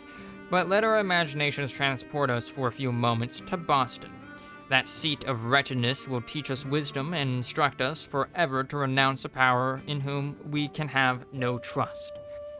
The inhabitants of that unfortunate city, who but a few months ago were in ease and affluence, have now no other alternative than to stay and starve, or turn and beg. Endangered by the fire of their friends, if they continue within the city, and plundered by this soldiery, if they leave it, in their present condition they are prisoners without the hope of redemption, and in a general attack for their relief, they would be exposed to the fury of both armies. Men of passive tempers look somewhat lightly over the offenses of Britain, and still hoping for the best are apt to call out, "Come, come, we shall be friends again for all this." But examine the passions and feelings of mankind. Bring the doctrine of reconciliation to the touchstone of nature, and then tell me whether you can hereafter love, honor, and faithfully serve the power that hath carried fire and sword into your land. If you cannot do all these, then are you only deceiving yourselves, and by your delay bringing ruin upon posterity? Your future connections with Britain, whom you can neither love nor honor, will be forced and unnatural, and being formed only on the plan of present convenience, will in a little time fall into a relapse more wretched than the first. But if you say you can still pass the violations over, then I think, have your house been burnt? Have your property been destroyed before your face? Are your wife and children destitute of a bed to lie on or bread to live on? Have you lost a parent or a child by their hands, and yourself the ruined and wretched survivor? If you have not, then you are not a judge of those who have. But if you have, and still can shake hands with the murderers, then you are unworthy of the name of husband, father, friend, or lover, and whatever may be your rank or title in life, you have the heart of a coward and the spirit of a sycophant. Damn.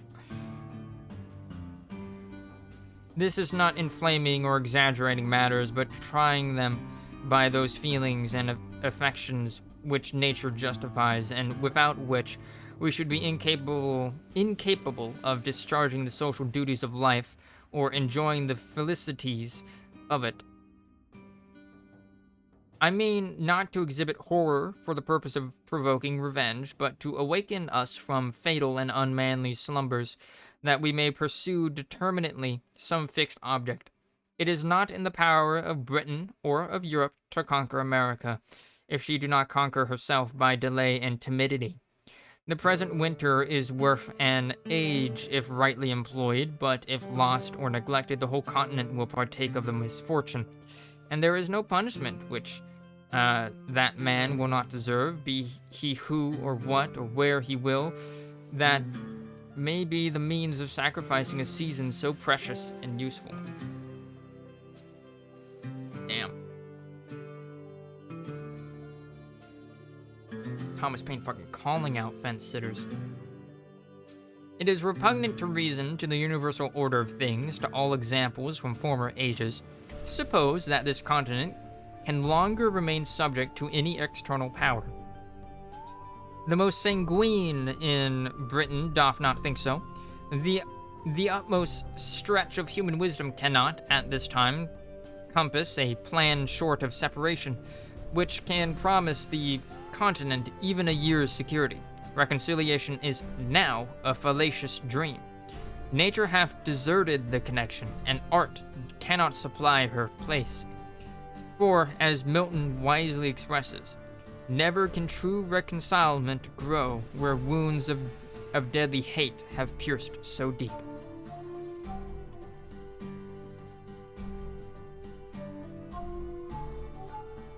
Every quiet method for peace hath been ineffectual. Our prayers have been rejected with disdain, and only tended to convince us that nothing flatters vanity, or confirms obstinacy in kings more than repeated petitioning, and nothing hath contributed more than that very measure to make the kings of Europe absolute. Witness Denmark and Sweden. Wherefore, since nothing but blows will do, for God's sake, let us come to a final separation, and not leave the next generation to be cutting throats under the violated, unmeaning names of parent and child.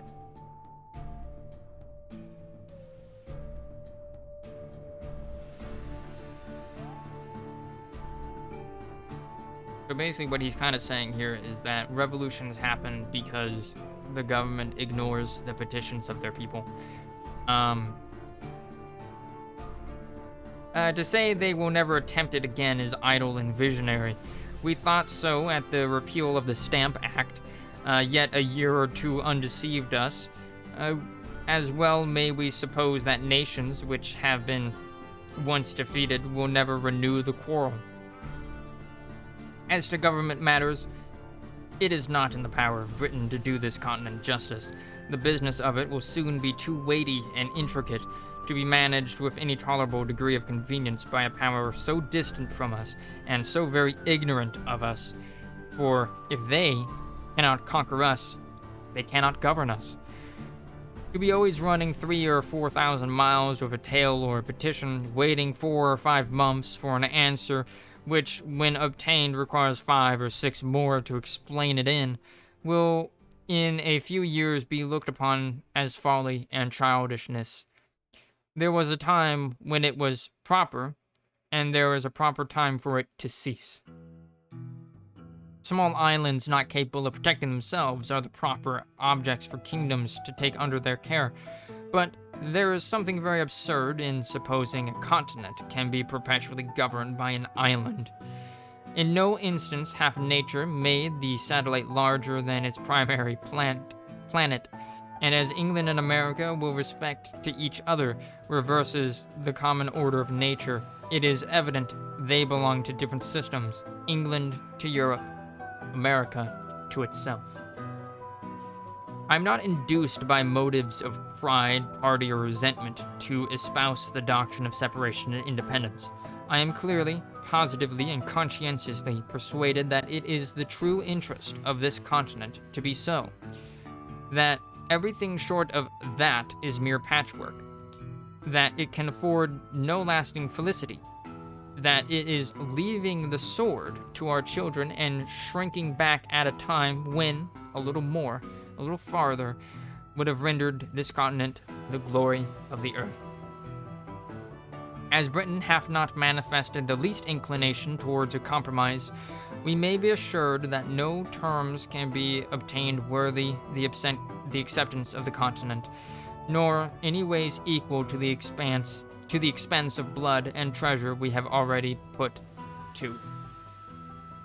The object contended for ought always to bear some just proportionate to the expense.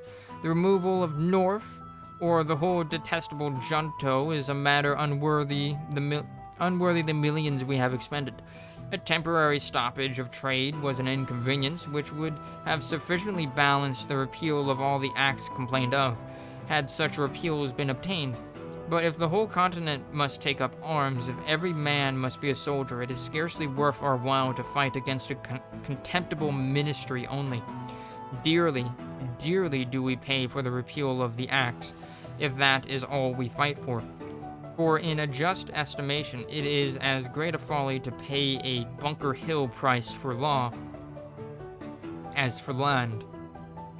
As I have always considered the independency of this continent as an event which sooner or later must arrive, so from the late rapid progress of the continent to maturity, the event could not be far off.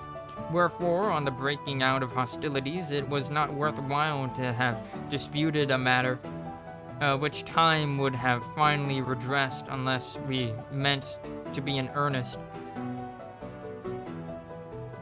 Otherwise, it is like wasting an estate on a suit at law to regulate the trespasses of a tenant whose lease is just expiring. No man was a warmer wisher for reconciliation than myself before the fatal 19th of April, 1775. But the moment the event of that day was made known, I rejected the hardened, sullen-tempered Pharaoh of England forever, and disdained the wretch that, with the pretended title of father of his people, can unfeelingly hear of their slaughter, and composedly sleep with their blood upon his soul. Double check. Was that the Boston Massacre? April 19th, 1775. What happened here? Oh, it was the Battle of Lexington. Okay, Lexington conquered. Okay, got it. Oh, those happened in 1776, but oh well. Okay, good, excellent. Right, that makes sense actually, now that I think about it. Alright. Where was I? Okay, so that was the Battle of Lexington conquered. April 19th, 1775. But admitting that matters were now made up, what would be the event? I answer, the ruin of the continent, and that for several reasons. First, the powers of governing still remaining in the hands of the king, he will have a negative over the whole legislation of this continent. And, as he hath shown himself such an inveterate enemy to liberty and discovered such a thirst for arbitrary power, is he, or is he not, a proper man to say to these colonies, "You shall make no laws but what I please"? And is there any inhabitant in America so ignorant as not to know that according to what is called the present Constitution, that this continent can make no laws but what the king gives leave to?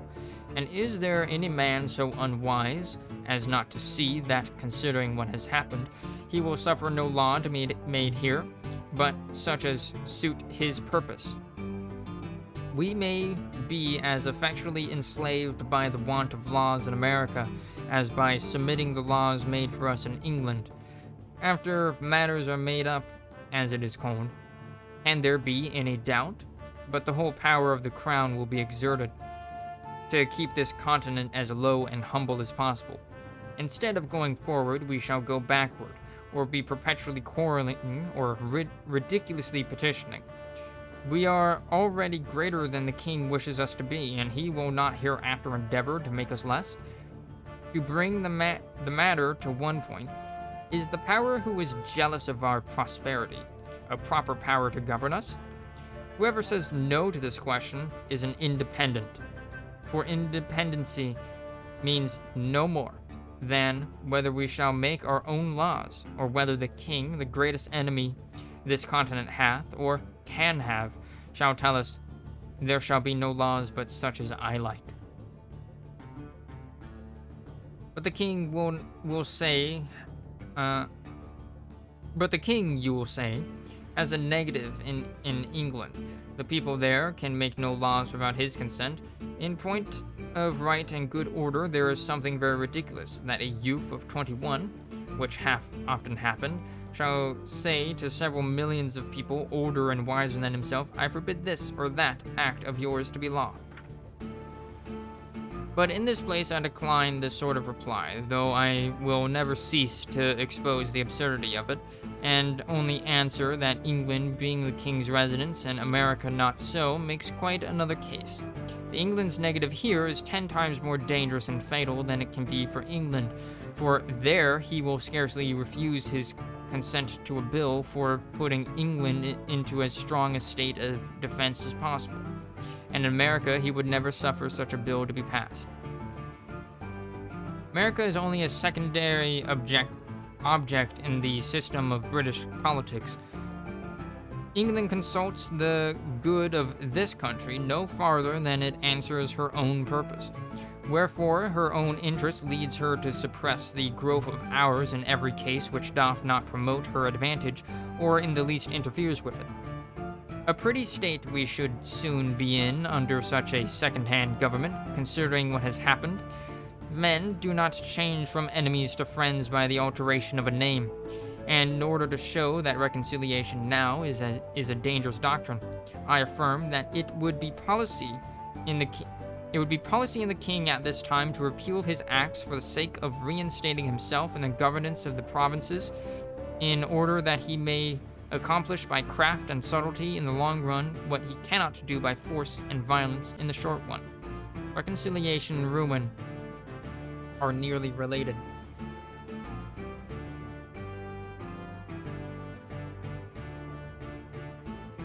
Alright. Secondly, that as even the best terms which we can expect to obtain can amount to no more than a temporary expedient, or a kind of government by guardianship, which can last no longer than till the colonies come of age, so the general face and state of things in the interim will be unsettled and unpromising. Emigrants of Paragon in my mouth. Emigrants of property will not choose to come to a country whose form of government hangs but by a thread, and who is every day tottering on the brink of commotion and disturbance. And numbers of the present inhabitants would lay hold of the interval, to dispense of their effects and quit the continent. But the most powerful of all arguments is that nothing but independence, i.e. a continental form of government, can keep the peace of the continent and preserve it inviolate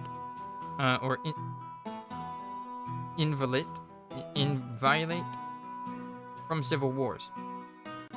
I dread the event of a reconciliation with Britain now, as it is more than probable that it will be followed by a revolt somewhere or other, the consequences of which may be far more fatal than all the malice of Britain. What up, Ryder? Hey, Chris Plays Base, how you doing? Welcome to Reading Common Sense.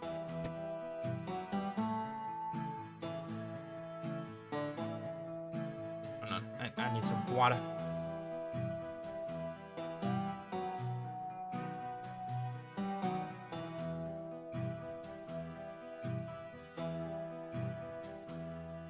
We're on page 28 of 56.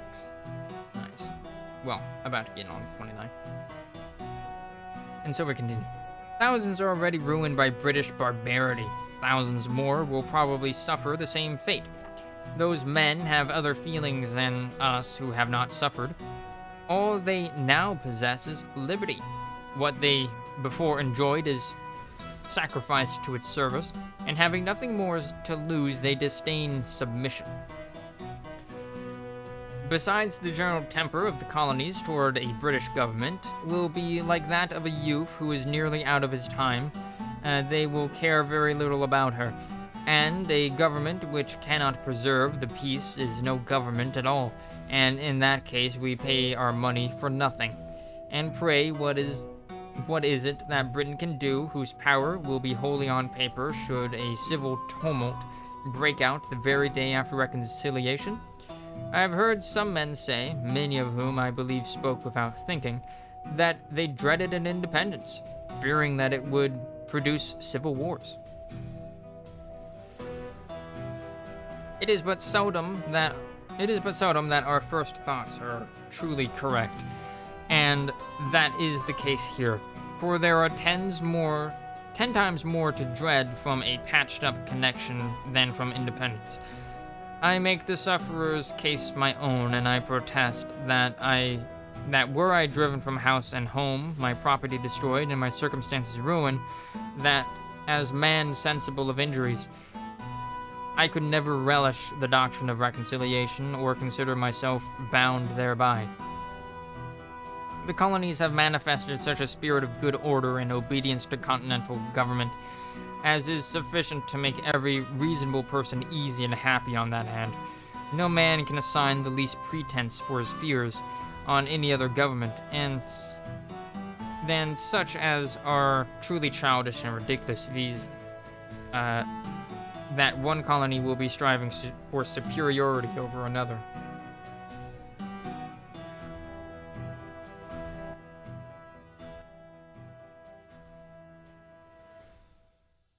Music just a little bit quieter. Don't try it on me, hell yeah. Where was I? Where there are no distinctions, there can be no superiority. Perfect equality affords no temptation. The republics of Europe are all, and we may say always, in peace. Holland and Switzerland are without wars, foreign or domestic. Monarchical governments, it is true, are never long at rest. The crown itself is the temptation to enterprising ruffians at home, and that degree of pride and insolence ever attendant on regal authority swells into a rupture with foreign powers in instances where a republican government, by being formed on more natural principles, would negotiate the mistake. If there is any true cause of fear respecting independence, it is because no plan is yet laid down. Men do not see their way out. Wherefore, as an opening into that business, I offer the following hints, at the same time modestly affirming that I have no other opinion of them myself, than that they may be the means of giving rise to something better. Could the straggling thoughts of individuals be collected, they would frequently form materials for wise and able men to improve into useful matter. Let the assemblies be annual, with a president only. The representation more equal, their business wholly domestic and subject to the authority of a continental congress. Let each colony be divided into 6, 8, or 10 convenient districts, each district to send a proper number of delegates to Congress, so that each colony send at least 30. The whole number in Congress will be at least 390, each Congress to sit and to choose a president by the following method. When the delegates are met, let a colony be taken from the whole 13 colonies by lot, after which let the whole Congress choose by ballot a president from out of the delegates of that province. In the next Congress, let the colony be taken by lot from 12 only, omitting that colony from which the president was taken in the former Congress, and so proceeding on till the whole 13 shall have had their proper rotation. And in order that nothing may pass into a law but what is satisfactorily just, not less than 3/5 of the Congress to be called a majority, so 60% majority. He that will promote discord under a government so equally formed as this would have joined Lucifer in his revolt. But as there is a peculiar delicacy from whom or in what manner this business must first arise, and as it seems most agreeable and consistent, that it should come from some intermediate body between the governed and the governors, that is, between the Congress and the people. Let the Continental Conference be held in the following manner and for the following purpose. A committee of 26 members of Congress, viz. 2 for each colony. 2 members from each House of Assembly or Provincial Convention, and 5 representatives of the people at large, to be chosen in the capital city or town of each province, and for and in behalf of the whole province, by as many qualified voters as shall think proper to attend from all parts of the province for that purpose, or, if more convenient, the representatives may be chosen in 2 or 3 of the most populous parts thereof. In this conference, thus assembled, will be united the 2 grand principles of business, knowledge, and power.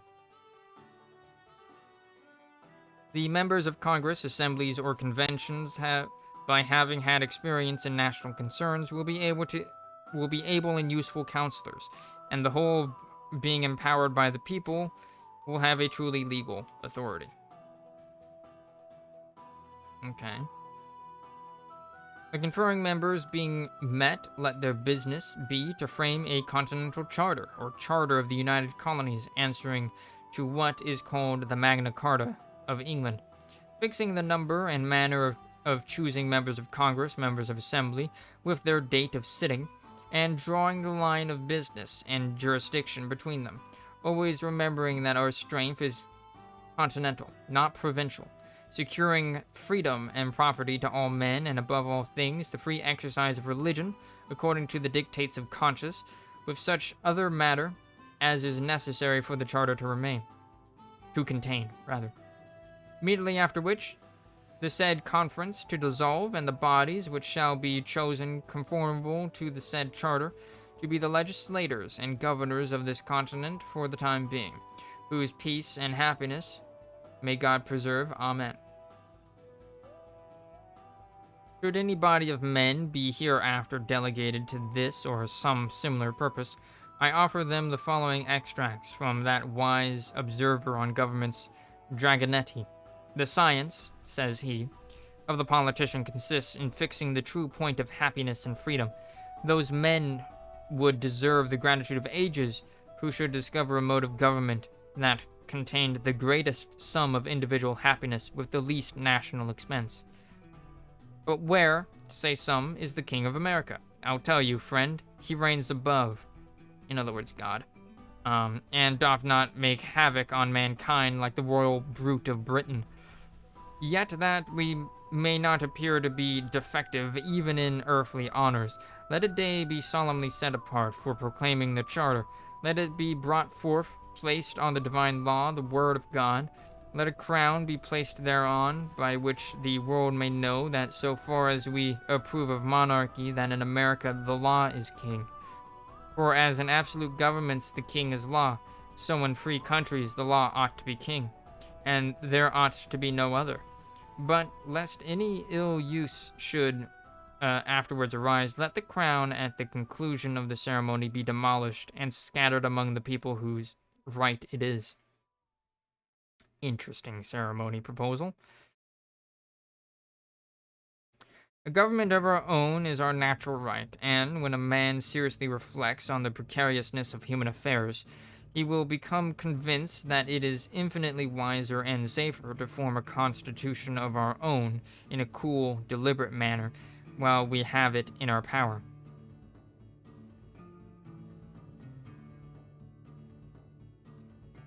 Let me start that first. While we have it in our power, than to trust such an interesting event to time and chance. If we omit it now, some Massanello, there's a note here, Thomas Arnello, otherwise Massanello, a fisherman of Naples, who after spiriting up his countrymen in the public marketplace against the oppression of the Spaniards, to whom the place was then subject, prompted them to revolt, and in the space of a day became king. Author's note. Interesting. If we omit it now, some Massanello may hereafter arise, who, laying hold of popular disquietudes, may collect together the desperate and the discontented, and by assuming to themselves the powers of government, may sweep away the liberties of the continent like a deluge. Should the government of America return again into the hands of Britain, the tottering situation of things will be a temptation for some desperate adventurer to try his fortune, and in such a case, what relief can Britain give?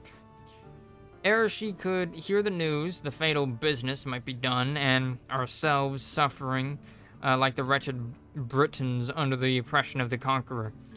Ye that oppose independence now, ye know not what ye do. You're opening a door to eternal tyranny by keeping vacant the seat of government. There are thousands and tens of thousands who would think it glorious to expel from the continent that barbarous and hellish power, which hath stirred up the Indians and Negroes to destroy us. Oh boy. The cruelty hath a double guilt. It is dealing brutally by us, and treacherously by them.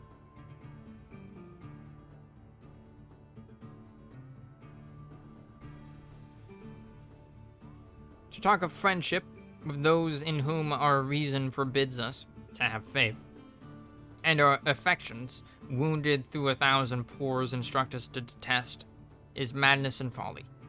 Every day wears out the little remains of kindred between us and them, and can there be any reason to hope that as the relationship expires, the affection will increase, or that we shall agree better when we have 10 times more and greater concerns to quarrel over than ever? Ye that tell us of harmony and reconciliation, can you restore to us the time that is past? Can you give the prostitution, or the prostitution its former innocence? Neither can you reconcile Britain and America. The last cord now is broken. The people of England are presenting addresses against us. There are injuries which nature cannot forgive. She would cease to be nature if she did. As well can the lover forgive the ravisher of his mistress, as the continent forgives the murders of Britain. The Almighty hath implanted in us these unextinguishable feelings for good and wise purposes. They are the guardians of his image in our hearts. They distinguish us from the herd of common animals. The social compact would dissolve, and justice be extirpated from the earth, and have only a casual existence where we callous to the touches of affection. The robber and the murderer would often escape unpunished. Did not the injuries which our tempers sustain provoke us into justice? O ye that love mankind, ye that dare oppose not only the tyranny but the tyrant, stand forth. Every spot of the old world is overrun with oppression. Freedom hath been hunted around the globe. Asia and Africa have long expelled her. Europe regards her like a stranger, and England hath given her warning to depart. Oh, receive the fugitive, and prepare in time an asylum for mankind.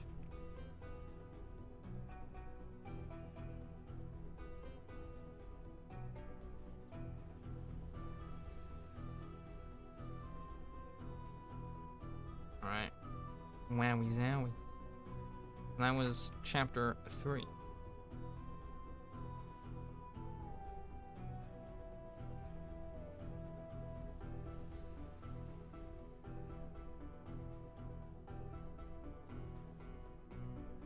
Very short break for me to get water. Hold on.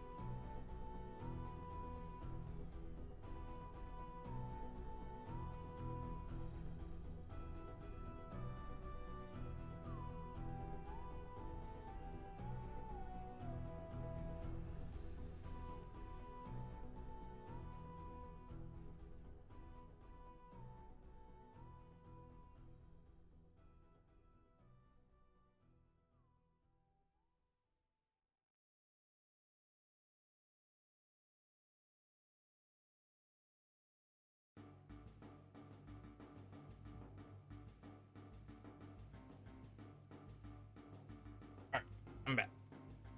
Refilled my water. Alright. I think we'll actually be able to finish this on time. We only got like 20 pages left. Yeah. Chapter 4.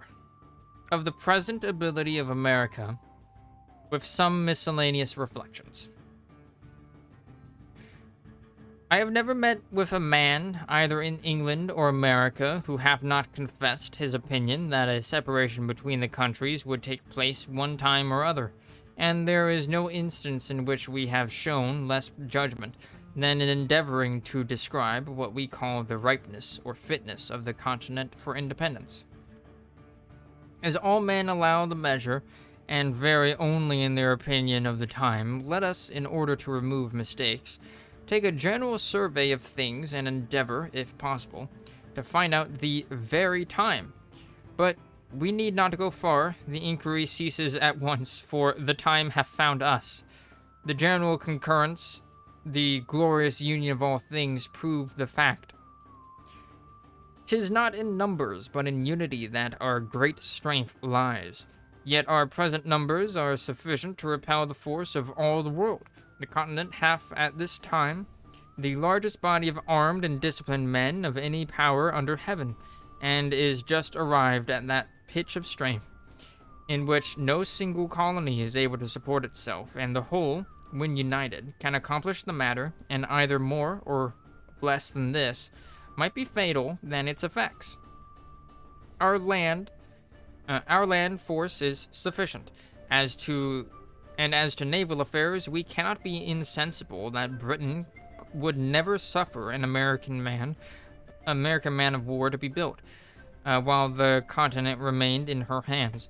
Wherefore, we should be no forwarder 100 years hence in that branch than we are now. But the truth is, we should be less so, because the timber of the country is every day diminishing, and that which will remain at last will be far off and difficult to procure.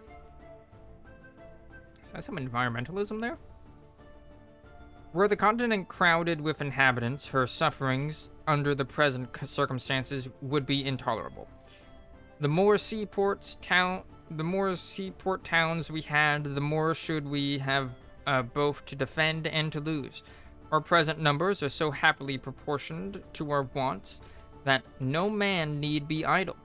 The diminution,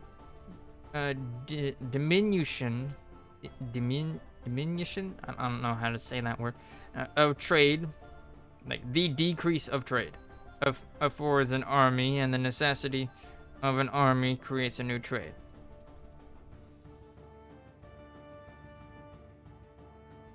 I think I might have gotten the definition of that word wrong, but whatever.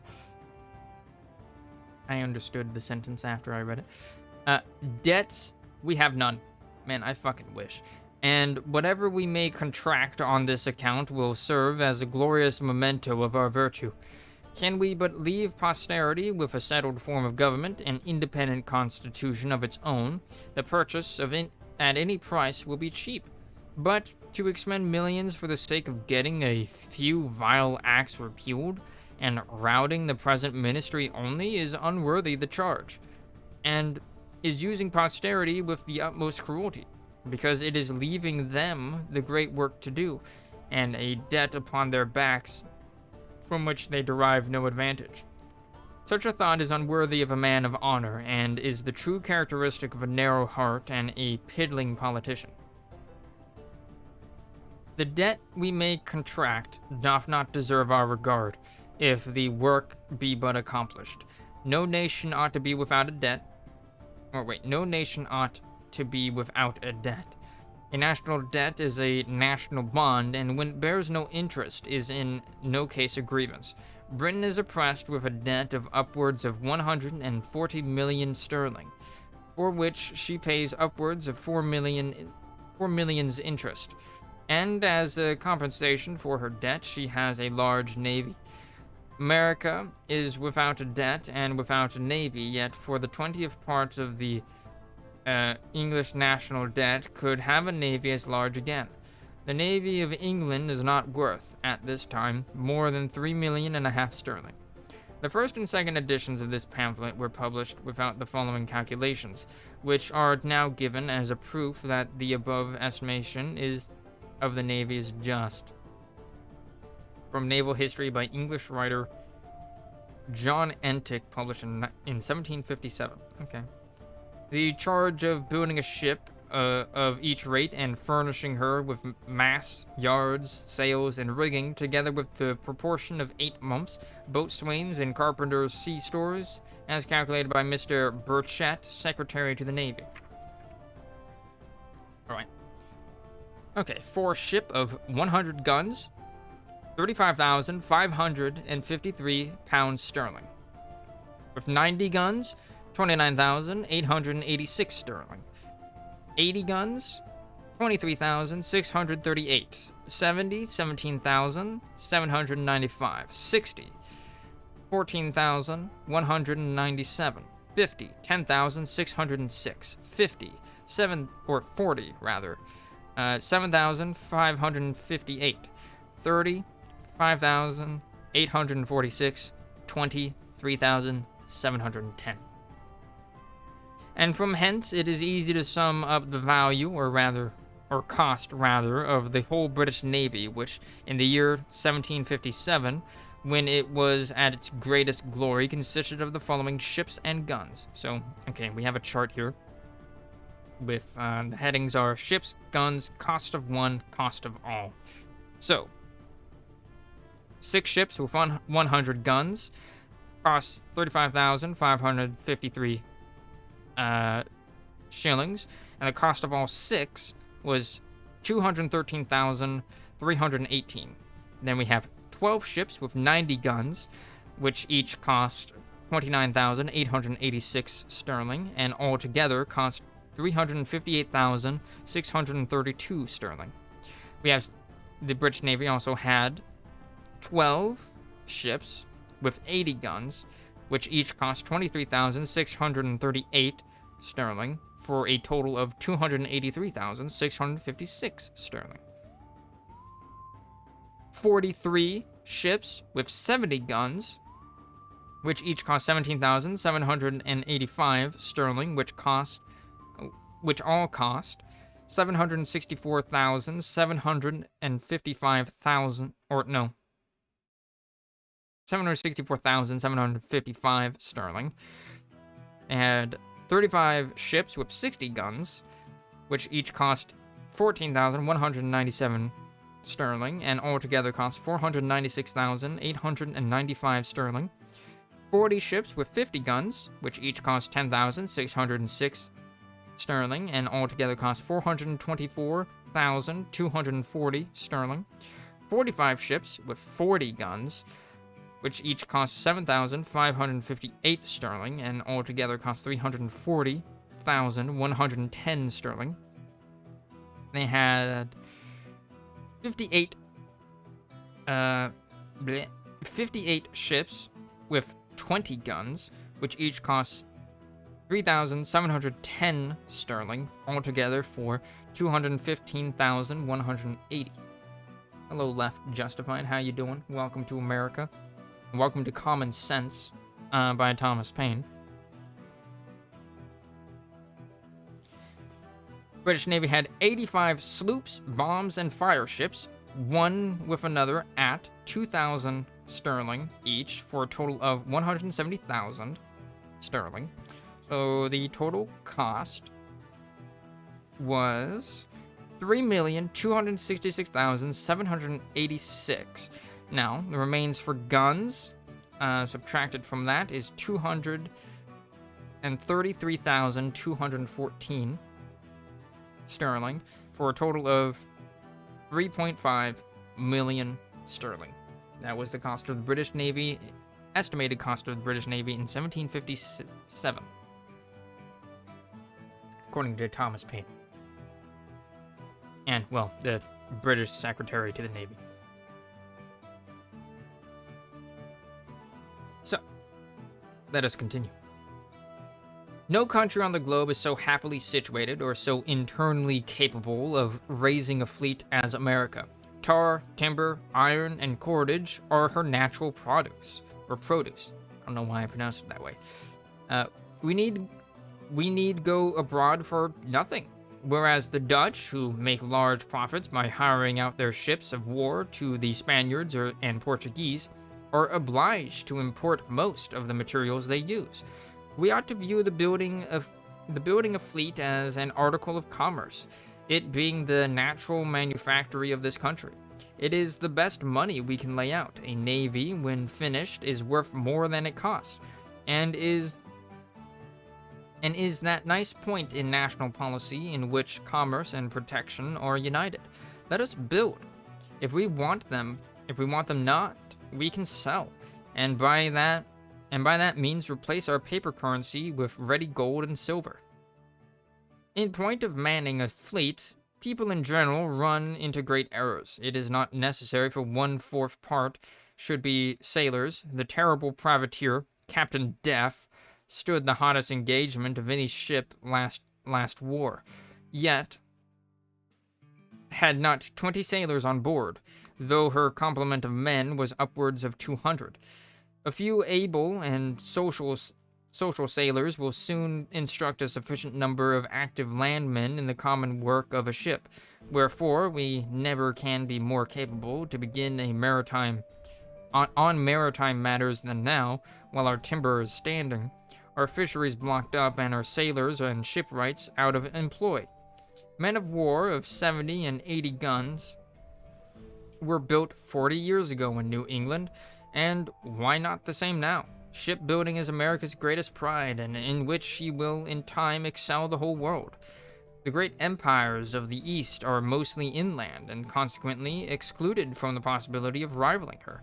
Africa is in a state of barbarism, there it is, and no power in Europe hath either such an extent of coast or such an internal supply of materials. Where nature hath given the one, she hath withheld the other. To America only hath she been liberal of both. The vast empire of Russia is almost shut out from the sea, wherefore her boundless forests, her tar, iron, and cordage are only articles of commerce. In point of safety, ought we to be without a fleet? We are not the little people now, where we were 60 years ago. At that time, we might have trusted our property in the streets, or fields rather, and slept securely without locks or bolts to our doors or windows. The case now is altered, and our methods of defense ought to improve with our increase in property. A common pirate 12 months ago might have come up the Delaware and laid the city of Philadelphia under instant contribution, for what sum he pleased, and the same might have happened to other places. Nay, any daring fellow in a brig of 14 or 18 guns might have robbed the whole continent and carried off half a million of money. These are circumstances which demand our attention and point out the necessity of naval protection. Some perhaps will say that after we have made it up with Britain, she will protect us. Can we be so unwise as to mean that she shall keep a navy in our harbors for that purpose? Common sense will tell us that the power which hath endeavored to subdue us is, of all others, the most improper to defend us. Conquest may be effected under the pretense of friendship, and ourselves, after a long and brave resistance, be at last cheated into slavery. And if her ships are not to be admitted into our harbors, I would ask, how is she to protect us? A navy 3,000 or 4,000 miles off can be of little use, and on sudden emergencies none at all. Wherefore, if we must hereafter protect ourselves, why not do it for ourselves? The English list of ships of war is long and formidable, but not a 10th part of them are at any one time fit for service. Numbers of them not in being, yet their names are pompously continued in the list. If only a plank be left of the ship, and not a 5th part of such as are fit for service, can be spared on any one station at a time. The East and West Indies, Mediterranean, Africa, and other parts over which Britain extends her claim, make large demands upon her navy. From a mixture of prejudice and inattention, we have contracted a false notion respecting the Navy of England, and have talked as if we should have the whole of it to encounter at once, and for that reason supposed that we must have one as large, which not being instantly practicable, have been made use of by a set of disguised Tories to discourage our beginning thereon. Nothing can be farther from the truth than this, for if America had only a 20th part of the naval force of Britain, she would be by far an overmatch for her, because, as we neither have nor claim any foreign dominion, our whole force would be employed on our own coast, where we should, in the long run, have 2 to 1 the advantage of those who had 3 or 4,000 miles to sail over before they could attack us, and the same distance to return in order to refit and recruit. And although Britain, by her fleet, have a check over our trade to Europe, we have as large a one over her trade to the West Indies, which, by laying in the neighborhood of the continent, is entirely at its mercy. Take a sip of water.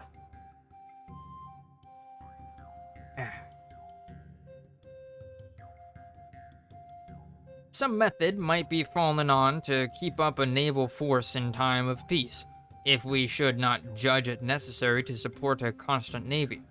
If premiums were to be given to merchants to build and employ in their service ships, mounted with 20, 30, 40, or 50 guns, the premiums to be in proportion to the loss of bulk to the merchants, 50 or 60 of those ships, with a few guard ships on constant duty, would keep up a sufficient navy, and that without burdening ourselves with the evil so loudly complained of in England, of suffering their fleet, in time of peace, to lie rotting in the docks. To unite the sinews of commerce and defense is sound policy, for when our strength and our riches play into each other's hands, we need fear no external enemy. In almost every article of defense we abound. Hemp flourishes even to rankness, so that we need not want cordage. Our iron is superior to that of other countries, our small arms equal to any in the world. Cannon we can cast at pleasure. Saltpeter and gunpowder we are every day producing. Our knowledge is hourly improving. Resolution is our inherent character, and courage hath never yet forsaken us. Wherefore, what is it that we want? Why is it that we hesitate? From Britain we can expect nothing but ruin.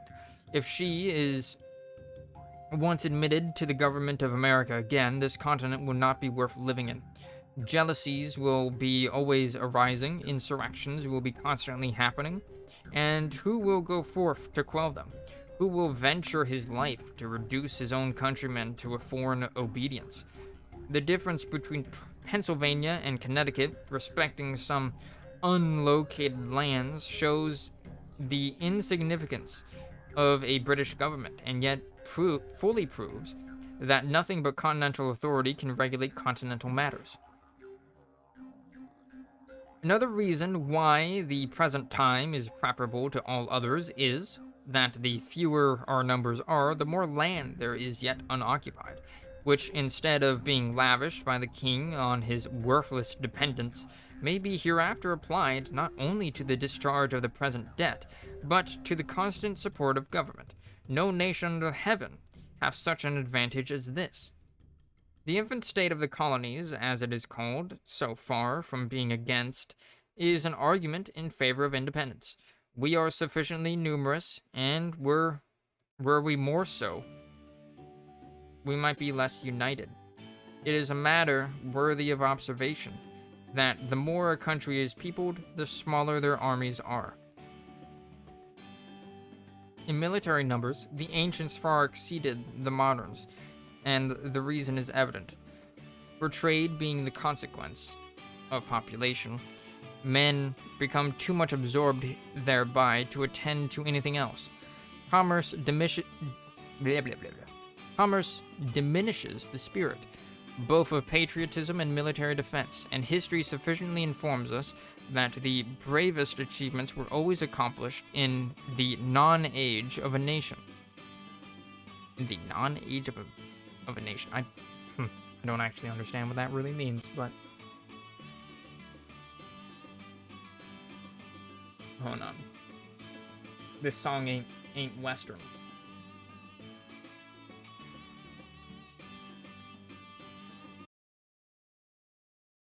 Going back to the start of the Western playlist. Let's go. Alright.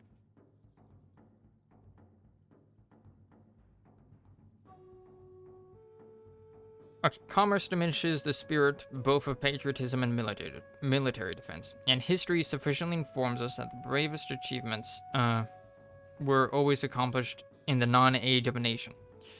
With the increase of commerce, England hath lost its spirit. The city of London, notwithstanding its numbers, submits to continued insults with the patience of a coward. The more men have to lose, the less willing they are to venture. The rich are in general slaves to fear, and submit to courtly power with the trembling duplicity of a spaniel.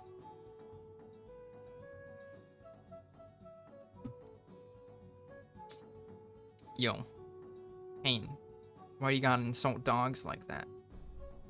Come on, man.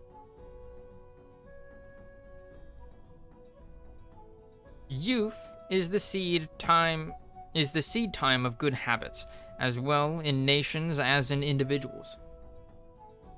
I just got silence on CTVS stream for the third time tonight. I don't know what that is.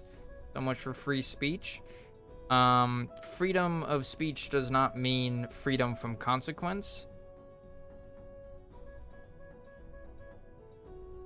Also, welcome back, Usain Bolt. How you doing?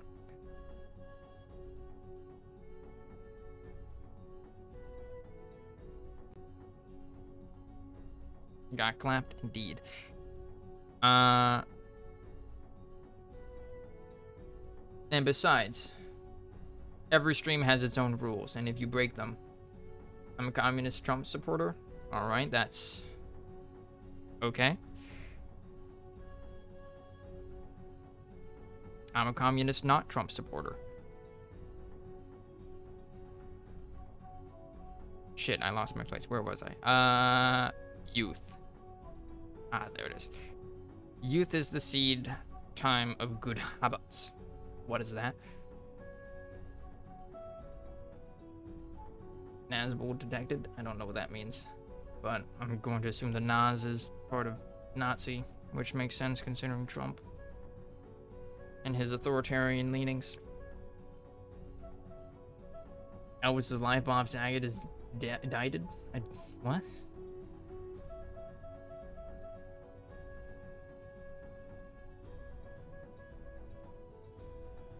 I don't even know what that means. Good deduction. Thankies. Fuck, where was I? Alright, youth is the seed time of good habits as well in nations as in individuals. It might be difficult, if not impossible, to form the continent into one government half a century hence. The vast variety of interests occasioned by an increase of trade and population would create confusion. Colony would be against colony. Each being able might scorn each other's assistance, and while the proud and foolish gloried in their little distinctions, the wise would lament that the union has not been formed before. Wherefore the present time is the true time for establishing it. The intimacy which is contracted in infancy, and the friendship which is formed in misfortune now, or are, of all others, the most lasting and unalterable. Our present union is marked with both these characters. We are young and we have been distressed, but our concord hath withstood our troubles, and fixes a memorable area for posterity to glory in. Only watch feet and fart porn? Alright, I'm not gonna judge you for that. Unions are bad? Disagree.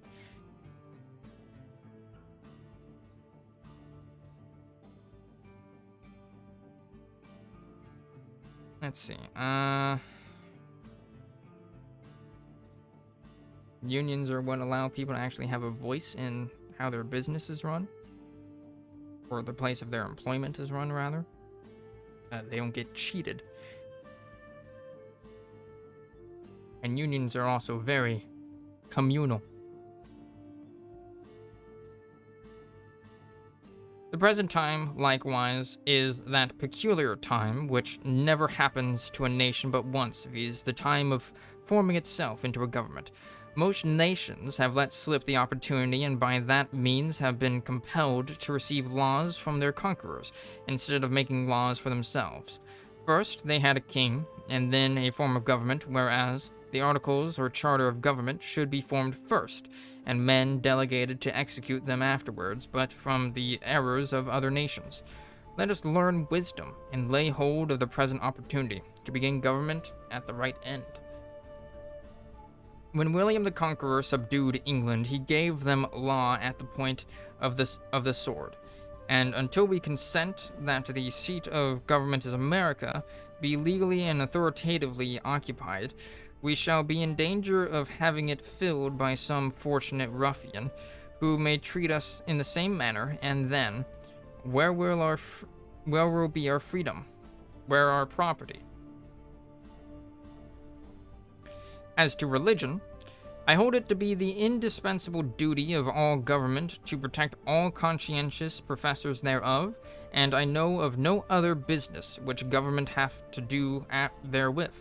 Let a man throw aside the narrowness of soul, that selfishness of principle which the... alright, this is a word. Which the niggards of all professions are so unwilling to part with. Alright, I'm gonna look this up. Does that racist? Is that word as racist as it seems it is? A stingy or ungenerous people. Yeah, okay, Yep, I figured. Hold up, yep. I had that happen to me too. Yep. I'm definitely getting the implication with this word. Alright, Paine. Poor choice of word. For someone who started advocating for the abolition of slavery literally 3 months after moving to America.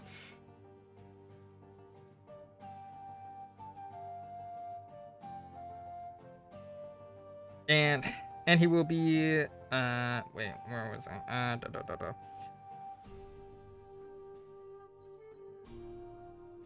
Word derived from the N-word of all professionals are so unwilling to part with, and he will be at delivered of his fears on that head. Suspicion is the companion of mean souls and the bane of all good society. For myself, I fully and conscientiously believe that it is the will of the Almighty that there should be diversity of religious opinions among us. It affords a larger field for our Christian kindness. Were we all of one way of thinking, our religious dispositions would want matter for probation. And on this liberal principle, I look on the various denominations among us to be like children of the same family, differing only in what is called their Christian names. Earlier in this work, I threw out a few thoughts on the propriety of the Continental Charter, for I only presume to offer hints, not plans, and in this place I take the liberty of re-mentioning the subject by observing that a charter is to be understood as a bond of solemn obligation, which the whole enters into to support the right of every separate part, whether of religion, personal freedom, or property. A firm bargain and a right reckoning make long friends. Oh, it's starting to get like a bit dark in my room, so I need like... Alright, YouTube. I'm gonna turn you on bright mode, don't kill me.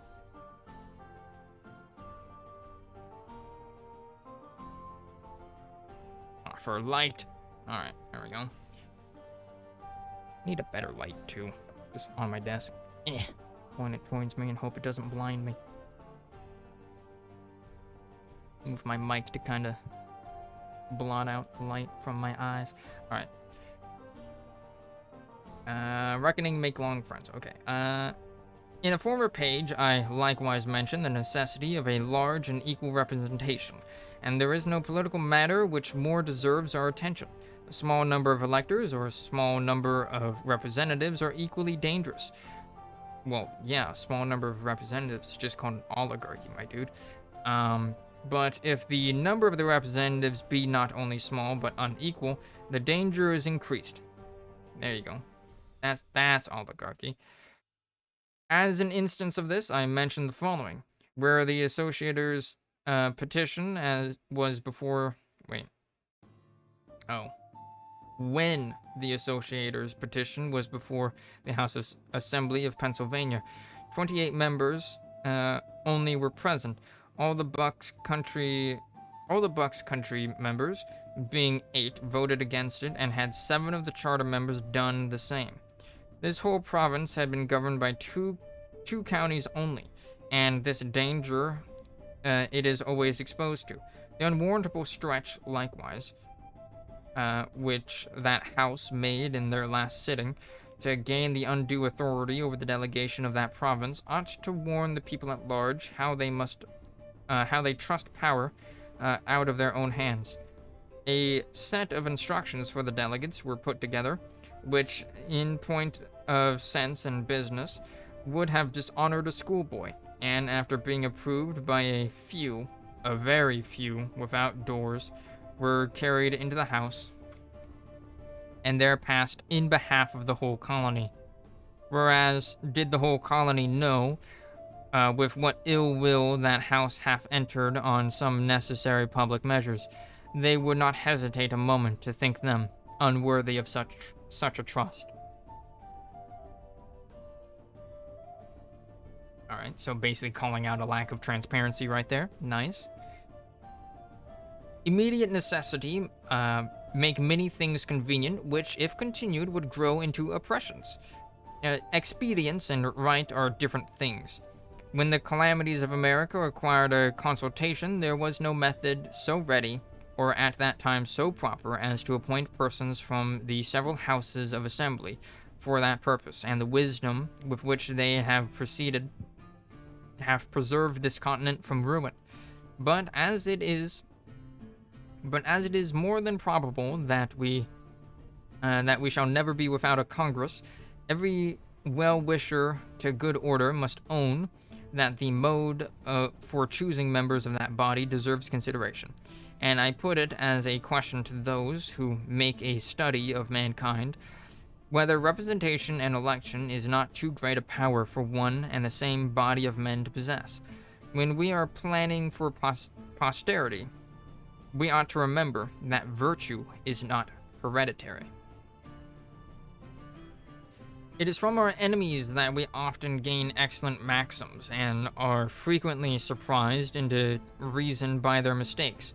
Mr. Cornwall, one of the Lords of the Treasury, treated the petition of the New York Assembly with contempt, because that House, he said, consisted but of 26 members, which trifling number, he argued, could not with decency be put for the whole. We thank him for this involuntary honesty. To conclude... wait, hold on, there's a little asterisk there. Those who would fully understand of what great consequence a large and equal representation is to a state should read Berg's Political Disquisitions. Alright, yeah, I did read that right. It's in a smaller font, and there's a reason I wear glasses. Thank him for his involuntary honesty. To conclude, however strange it may appear to some, or however unwilling they may be to think so, matters not, but many strong and striking reasons may be given to show that nothing can settle our affairs so expeditiously as an open and determined declaration for independence, some of which are: first, it is the custom of nations, when any two are at war, for some other powers not engaged in the quarrel to step in as mediators and bring about the preliminaries of peace, of a peace. But while America calls herself the subject of Great Britain, no power, however, well disposed she may be, can offer her mediation. Wherefore, in our present state, we may quarrel on forever. Secondly, it is unreasonable to suppose that France or Spain will give us any kind of assistance, if we mean only to make use of that assistance for the purpose of repairing the breach and strengthening the connection between Britain and America, because those powers would be sufferers by the consequences. Thirdly, while we profess ourselves the subjects of Britain, we must, in the eye of foreign nations, be considered as rebels. The precedent is somewhat dangerous to their peace. For men to be in arms under the name of subjects, we, on the spot, can solve the paradox. But to unite resistance and subjection requires an idea too refined for common understanding. Fourthly, were a manifesto to be published and dispatched to foreign courts, setting forth the miseries we have endured and the peaceable methods we have ineffectually used for redress, declaring at the same time that not being able any longer to live happily or safely under the cruel dispositions of the British court, we had been driven to the necessity of breaking off all connections with her.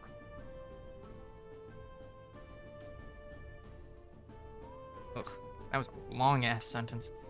In fact, it's not even done. I've noticed that many of these paragraphs are literally just one sentence long. Goddamn semicolons. I may have lost my place. Breaking off all connection with her? And where I was?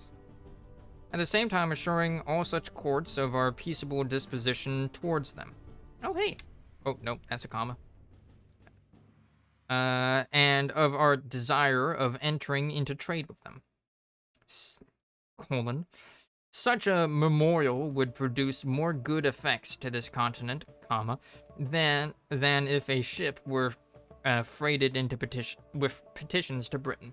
Non-stop run-on sentences? Yeah. Just a bunch of different independent clauses stuck together with semicolons. Gotta love colonial English. Under our present denominations of British subjects, we can neither be received nor heard abroad.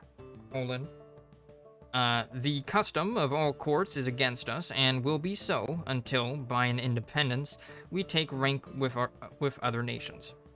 These proceedings may at first appear strange and difficult, but, like all other steps which we have already passed over, will in a little time become familiar and agreeable. And until an independence is declared, the continent will feel itself like a man who continues putting off some unpleasant business from day to day, yet knows it must be done, hates to set it about, wishes it over, and is continually haunted with the thought of its necessity. Oh, I guess that was technically the end of it, because we're now going into an appendix. Okay, so that was the official end of it. But we're going to read the appendix as well. Since the publication of the first edition of this pamphlet, or rather, on the same day on which it came out, the King's speech made its appearance in this city. Had the spirit of prophecy directed the births of this production, it could not have brought it forth at a mere seasonable juncture or a more necessary time. The bloody-mindedness of the one shows the necessity of pursuing the doctrine of the other. Men read by way of revenge, and the speech, instead of terrifying, prepared a way for the manly principles of independence. Nice. Ceremony, and even silence, from whatever motive they may arise, have a hurtful tendency, and when they give the least degree of countenance to base and wicked performances, Wherefore, if this maxim be admitted, it naturally follows that the king's speech, as being a piece of finished villainy, deserved and still deserves a general execration, both by the Congress and by the people. Yet, as the domestic tranquility of a nation depends greatly on the chastity of what may properly be called national matters, it is often better to pass some things over in silent disdain than to make use of such new methods of dislike as might introduce the least innovation on that guardian of our peace and safety. And perhaps it is chiefly owing to this prudent delicacy that the king's speech hath not, before now, suffered a public execution. The speech, if it may be called one, is nothing better than a wilful, audacious libel against the truth, the good, the common good, and the existence of mankind, and is a formal and pompous method of offering up human sacrifices to the pride of tyrants. But this general massacre of mankind is one of the privileges and the certain consequences of kings. For as nature knows them not, they know not her, and although they are beings of our own creating, they know not us, and are become the gods of their creations. The speech hath one good quality, which is that it is not calculated to deceive, neither can we, even if we would, be deceived by it. Brutality and tyranny appear on the face of it. It leaves us at no loss, and every line convinces, even in the moment of reading, that he who hunts the woods for prey, the naked and untutored Indian, is less a savage than the King of Britain. Ah, yes, there's some of that classic American anti-Native American racism. Sir John Dalrymple, the putative father of a whining Jesuitical piece, facetiously called "The Address of the People of England to the Inhabitants of America," half perhaps from a vain supposition that the people here were to be frightened at the pomp and description of a king, given, though very unwisely on his part, the real character of the present one. But, says this writer, if you are inclined to pay compliments to an administration which we do not complain of, meaning the Marquis of Rockingham's at the repeal of the Stamp Act, it is very unfair in you to withhold them from that prince by whose nod alone they were permitted to do anything. This is Toryism with a witness. Here is idolatry even without a mask, and he who can calmly hear and digest such doctrine has forfeited his claim to rationality, an apostate from the order of manhood, and ought to be considered as one who hath not only given up the proper dignity of man, but sunk himself beneath the rank of animals, and contemptibly crawl through the world like a worm. Man, Old English is way long ago. Early modern English insults are great, man. However, it matters very little now what the King of England either says or does. He hath wickedly broken through every moral and human obligation, trampled nature and conscience beneath his feet, and by a steady and constitutional spirit of insolence and cruelty, procured for himself a universal hatred. The king sucks balls, and all of you need to stop simping for him. Yeah, basically. Basically, that's what Thomas Paine is saying. Crawl through the world like a worm. However, it matters very little now what the King of England either says or does. Yeah, wickedly broken. Okay, read this. Where was the semicolon that I stopped at? Oh, I stopped at a period. Whoa. Amazing. It is now the interest of America to provide for herself. She hath already a large and young family, whom it is more her duty to take care of than to be granting away her property to support a power who is become a reproach to the names of men and Christians, whose office it is to watch over the morals of a nation, of whatsoever sect or denominations ye are of, as well as ye who are more immediately the guardians of the public liberty. If ye wish to preserve your native country uncontaminated by European corruption, you must, in secret, wish a separation. But leaving the moral part to private reflection, I shall chiefly confine my farther remarks to the following heads. That sounds like what a Tory would say to me. Like, Paine literally just called out a Tory. This is Toryism with a witness. Okay, so, first, that it is the interest of America to be separated from Britain. Secondly, which is the easiest and most practicable plan, reconciliation or independence, with some occasional remarks. In support of the first, I could, if I judged it proper, produce the opinion of some of the ablest and most experienced men on this continent, and whose sentiments on that head are not yet publicly known. It is in reality a self-evident position, for no nation in a state of foreign dependence, limited in its commerce and cramped and fettered in its legislative powers, can ever arrive at any material eminence. America doth not yet know what opulence is, and although the progress which she hath made stands unparalleled in the history of other nations, it is but childhood, compared to what she would be capable of arriving at, had she, as she ought to have, the legislative powers in her own hands.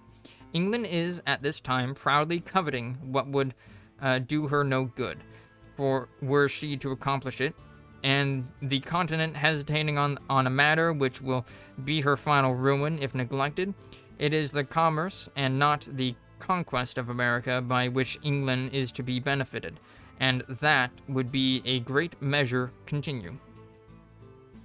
Would in great measure continue, were the countries as independent as each other as Spain and France, because in many articles neither can go to a better market. But it is the independence of this country, of Britain, and any other, which is now the main and only object worthy of contention, and which, like all other truths discovered by necessity, will appear clearer and stronger every day. Disregard King Gitcoin, basically.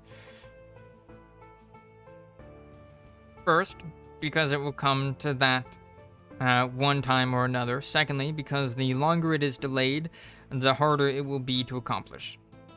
I have frequently amused myself both in public and private companies, while with silently remarking the specious errors of those who speak without reflecting. And among the many which I have heard, the following seems the most general, viz., that had this rupture happened 40 or 50 years hence, instead of now, the continent would have been more able to have shaken off the dependence. To which I reply that our military ability at this time arises from the experience gained in the last war, and which in 40 or 50 years' time would have been totally extinct. The continent would not, by that time, have had a general or even a military officer left, and we, or those who may succeed us, would have been as ignorant of martial matters as the ancient Indians, and this single position, closely attended to, will unanswerably prove that the present time is preferable to all others. The argument turns thus. At the conclusion of the last war, we had experience but wanted numbers, and 40 or 50 years hence, we should have numbers without experience. Wherefore, the proper point of time must be some particular point between the two extremities, in which a sufficiency of the former remains and a proper increase of the latter is obtained, and that point of time is the present time.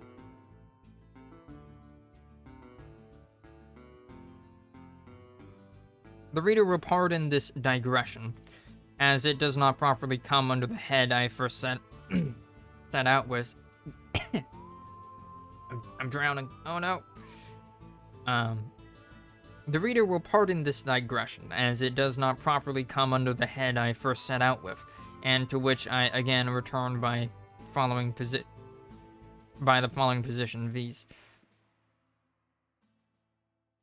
Should affairs be patched up with Britain, and she to remain the governing and sovereign power of America, which, as matters are now circumstanced, is giving up the point entirely, we shall deprive ourselves of the very means of sinking the debt we have, or may contract. The value of the backlands, which some of the provinces are clandestinely deprived of by the unjust extension of the limits of Canada, valued only at £5 per 100 acres, amount to upwards of 25 millions. Pennsylvania currency, and the quintets at 1 penny sterling per acre to 2 million yearly. It is by the sale of those lands that the debt may be sunk without burden to any, and the quit rent reserved thereon will always lessen, and in time will wholly support the yearly expense of government. It matters not how long the debt is in paying, so that the lands, when sold, be applied to the discharge of it, and for the execution of which the Congress, for the time being, will be the Continental Trustees. I proceed now to the second head, viz., which is the easiest and most practicable plan, reconciliation or independence, with some occasional remarks.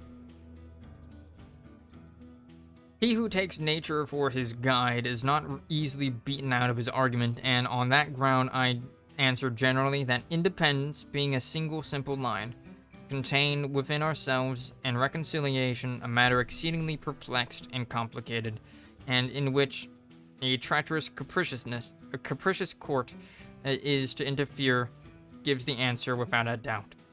The present state of America is truly alarming to every man who is capable of reflection. Without law, without government, without any other mode of power than what is founded on and granted by courtesy, held together by an unexampled concurrence of sentiment, which is nevertheless subject to change, and which every secret enemy is endeavoring to dissolve, our present condition is legislation without law, wisdom without a plan, a constitution without a name, and, what is strangely astonishing, perfect independence contending for dependence. The instance is without a precedent. The case never existed before, and who can tell what may be the event? The property of no man is secure in the present unbraced system of things. The mind of the multitude is left at random, and seeing no fixed object before them, they pursue such a fancy or opinion starts. Nothing is criminal. There is no such thing as treason. Wherefore everyone thinks himself at liberty to act as he pleases. The Tories dared not have assembled offensively had they known that their lives by that act were forfeited by the laws of the state. A line of distinction should be drawn between English soldiers taken in battle and inhabitants of America taken in arms. The first are prisoners, but the latter traitors. The one forfeits his liberty, the other his head. Notwithstanding our wisdom, there is a visible feebleness in some of our proceedings which gives encouragement to dissensions. The continental belt is too loosely buckled, and if something is not done in time, it will be too late to do anything, and we shall fall into a state in which neither reconciliation nor independence will be practicable. The king and his worthless adherents are got at their old game of dividing the continent, and there are not wanting among us printers who will be busy in spreading specious falsehoods. The artful and hypocritical letter which appeared a few months ago in 2 of the New York papers, and likewise in 2 others, is an evidence that there are men who want either judgment or honesty.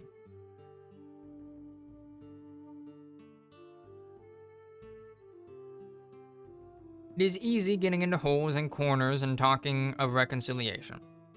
But do such men seriously consider how difficult the task is and how dangerous it may prove? should the continent divide thereon? Do they take within their view all the various orders of men whose situation and circumstances, as well as their own, are to be considered therein? Do they put themselves in the place of the sufferer whose all is already gone, and of the soldier who hath quitted all for the defense of his country? If their ill-judged moderation be suited to their own private situations only, regardless of others, the event will convince them that they are reckoning without their host. Put us, say some, on the footing we were on in 63, to which I answer the request is not now in the power of Britain to comply with, neither will she propose it. But if it were, and even should be granted, I ask a reasonable question. By what means is such a corrupt and faithless court to be kept to its engagements? Another parliament, nay, even the present, may hereafter repeal the obligation on the pretense of it being violently obtained or unwisely granted, and in that case, where is our redress? No going to law with nations. Cannon are the barristers of crowns, and the sword not of justice, but of war. Besides the suit, to be on the footing of 63 is not sufficient. It is not sufficient that the laws only be put on the same state, but that our circumstances likewise be put on the same state. Our burnt and destroyed towns repaired or built up, our private losses made good, our public debts contracted for defense discharged. Otherwise, we shall be millions worse than we were at that enviable period. Such a request, had it been complied with a year ago, would have won the heart and soul of the continent, but now it is too late. The Rubicon is passed. Caesar quote. Besides, the taking up arms merely to enforce the repeal of a pecuniary law seems as unwarrantable by the divine law and as repugnant to human feelings as the taking up arms to enforce obedience thereto. The object on either side doth not justify the means, nor the lives of men are too valuable to be cast away on such trifles. It is the violence which is done and threatened to our persons, the destruction of our property by an armed force, the invasion of our country by fire and sword, which conscientiously qualifies the use of arms. And the instant in which such a mode of defense became necessary, all subjection to Britain ought to have ceased, and the independency of America should have been considered as dating its era from and published by the first musket that was fired against her. This line is a line of consistency, neither drawn by caprice or caprice. I've never actually understood how to pronounce that word. Caprice, nor extended by ambition, but produced by a chain of events of which the colonies were not the authors, saying that quibbling over exact tax figures doesn't justify the conflict. Yep.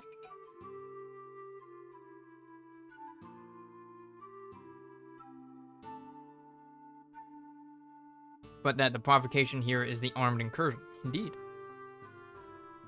Yeah. They're saying, like, forget about the fucking tax laws of the past. British are fucking invading us. We have to defend ourselves. I shall conclude these remarks with the following timely and well-intended hints. We ought to reflect that there are three different ways by which an independency may hereafter be effected, and that one of those three will one day or other be the fate of America, viz. By the legal voice of the people in Congress, by a military power, or by a mob. It may not always happen that our soldiers are citizens, and the multitude of body of reasonable men, virtue, as I have already remarked, is not hereditary, neither is it perpetual. Should an independency be brought about by the first of those means, legal voice of the people in Congress, by the way, we have every opportunity and every encouragement for us to form the noblest, purest constitution on the face of earth. We have it in our powers to begin the world over again, Situations similar to the present have not happened since the days of Noah until now. The birthday of a new world is at hand, and a race of men, perhaps as numerous as all Europe contains, are to receive their portion of freedoms from the event of a few months. The reflection is awful, and in this point of view, how trifling, how ridiculous do the little paltry cavillings of a few weak or interested men appear when weighed against the business of a world. Should we neglect the present favorable and inviting period and independence be hereafter affected by any other means, we must charge the consequences to ourselves, and to those rather whose narrow and prejudiced souls are habitually opposing the measure, without either inquiring or reflecting. There are reasons to be given in support of independence, which men should rather privately think of than be publicly told of. We ought not now to be debating whether we shall be independent or not, but anxious to accomplish it on a firm, secure, and honorable basis, and uneasy rather that it is not yet began upon. Every day convinces us of its necessity. Even the Tories, if such beings yet remain among us, should, of all men, be the most solicitous to promote it. For, as the appointment of committees at first protected them from popular rage, so a wise and well-established form of government will be the only certain means of continuing it securely to them. Wherefore, if they have not virtue enough to be Whigs, they ought to have prudence enough to wish for independence. Music stopped.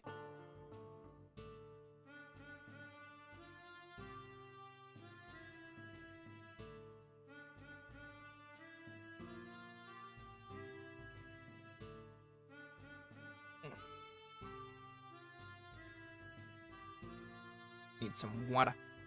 I've like gone through 3 cups of water, or 3 glasses of water. How much is left of this? There's like 5 pages left.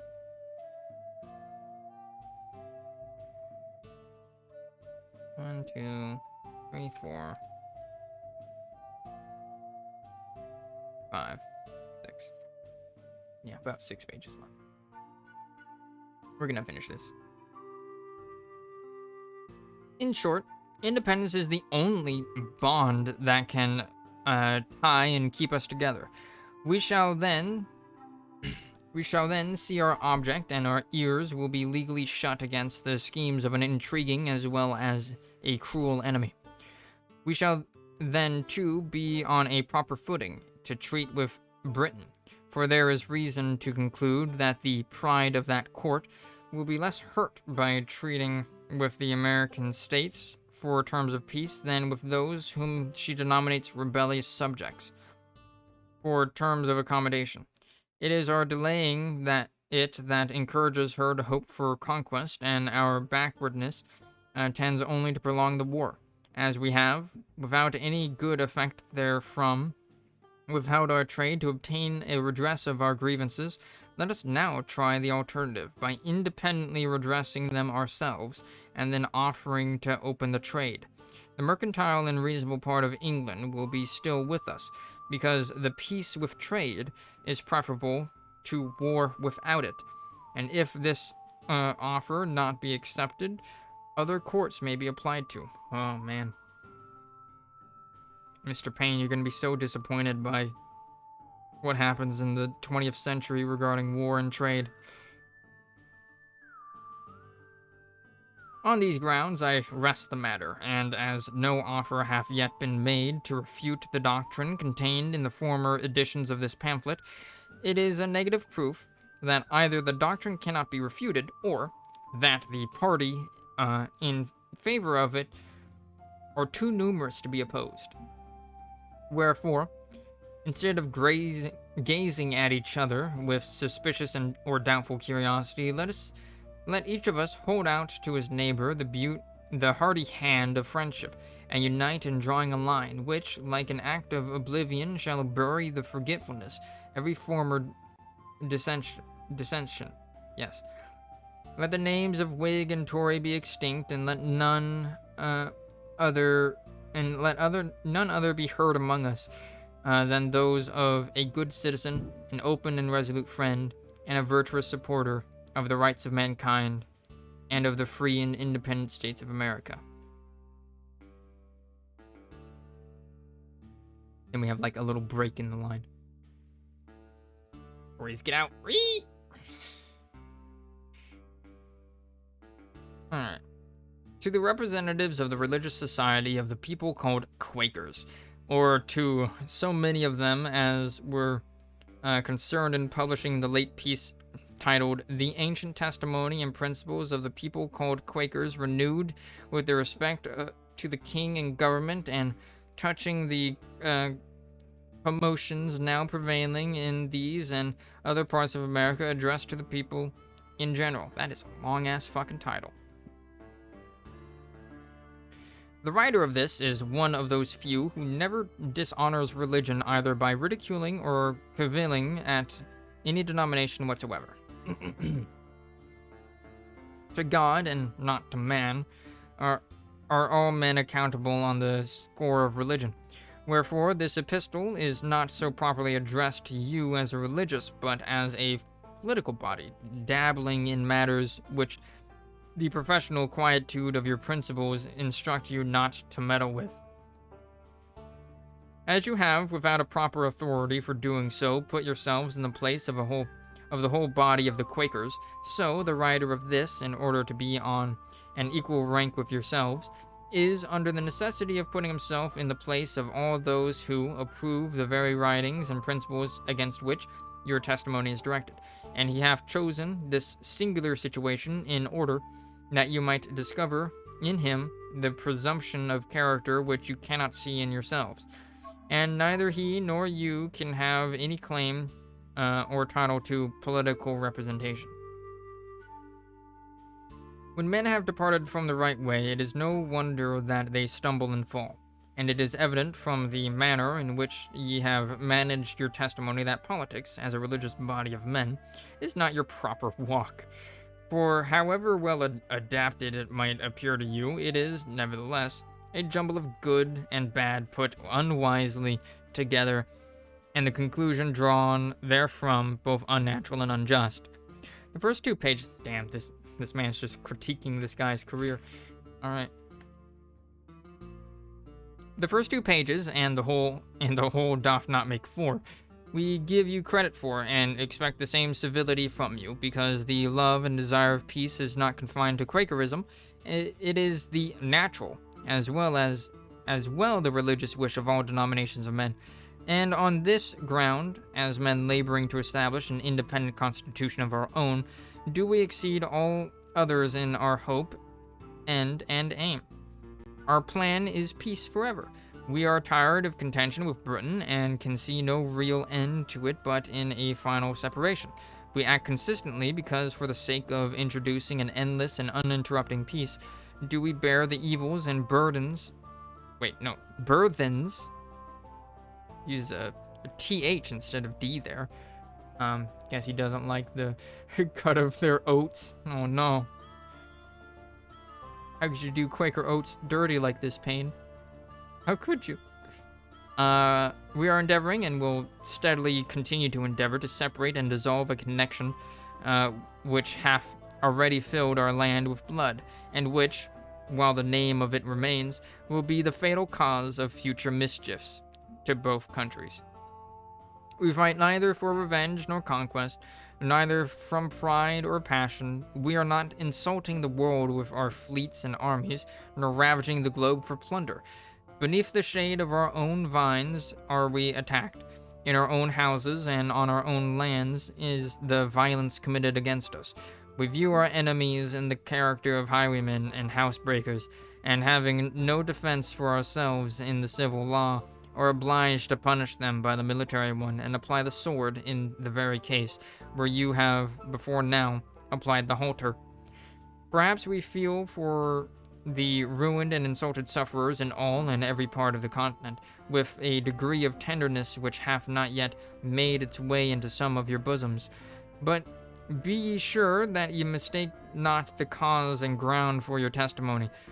Call not coldness of soul religion, not put the bigot in the place of the Christian. Get your lame-ass pacifism out of the way of our revolution. Yeah, that's pretty much what he's saying.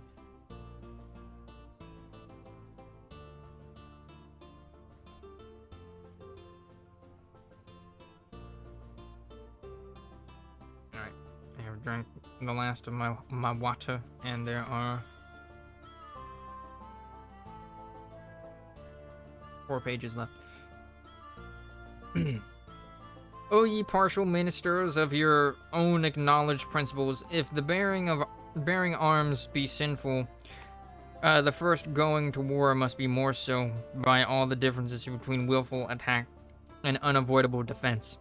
Wherefore, if ye really preach from conscience, and mean not to make a political hobby horse of your religion, convince the world thereof by proclaiming your doctrine to be our enemies, for they likewise bear arms, give us proof of your sincerity by publishing it at St. James's, to the commanders-in-chief at Boston, to the admirals and captains who are piratically ravaging our coasts, and to all the murdering miscreants who are acting in authority under him whom ye profess to serve. Had ye the honest soul of Berkeley, ye would preach repentance to your king. To your king, it has in italics. Ye would tell the royal wretch his sins and warn him of eternal ruin.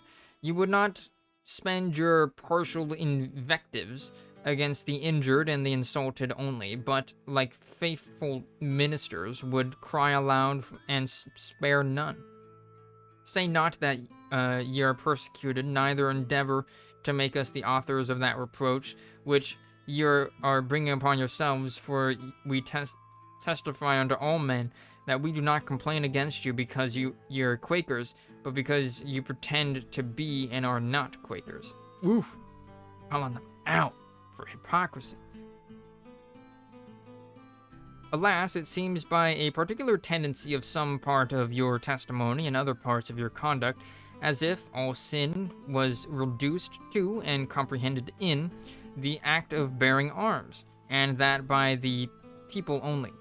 You appear to us to have mistaken party for conscience, because the general tenor of your actions wants uniformity, and it is exceedingly difficult to us to give credit to many of your pretended scruples, because we see them made by the same men who, in the very instant that they are exclaiming against the mammon of this world, are nevertheless hunting after it with a step as steady as time, and an apprentice as keen as death.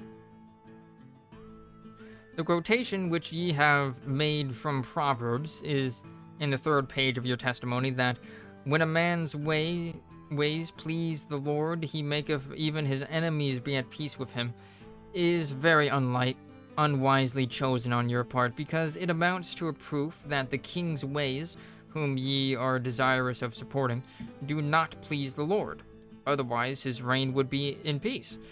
I now proceed to the latter part of your testimony, and that for which all the foregoing seems only an introduction.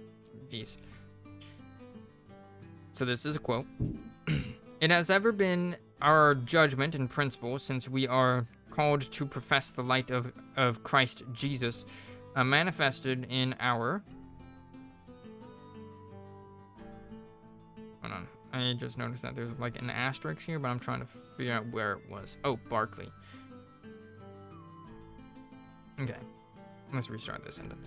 It has ever been our judgment and principle, since we were called to profess the light of Christ Jesus, manifested in our consciences unto this day, that the setting up and putting down kings and governments is God's peculiar prerogative, for causes best known to himself, and that it is not our business to have any hand or contrivance therein.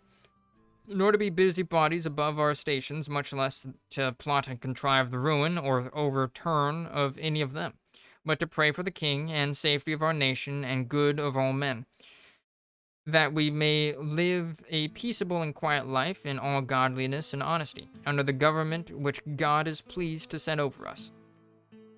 If these are really your principles, why do you not abide by them? Why do ye not leave that which you call God's work to be managed by himself? These very principles instruct you to wait with patience and humility for the event of all public measures, and to receive that event as the divine will towards you. Wherefore, what occasion is there for your political testimony, if you fully believe that what it contains? And the very publishing it proves that either we do not believe, ye do not believe what ye profess, or have not virtue enough to practice what ye believe. Save me, Jeebus. Yep.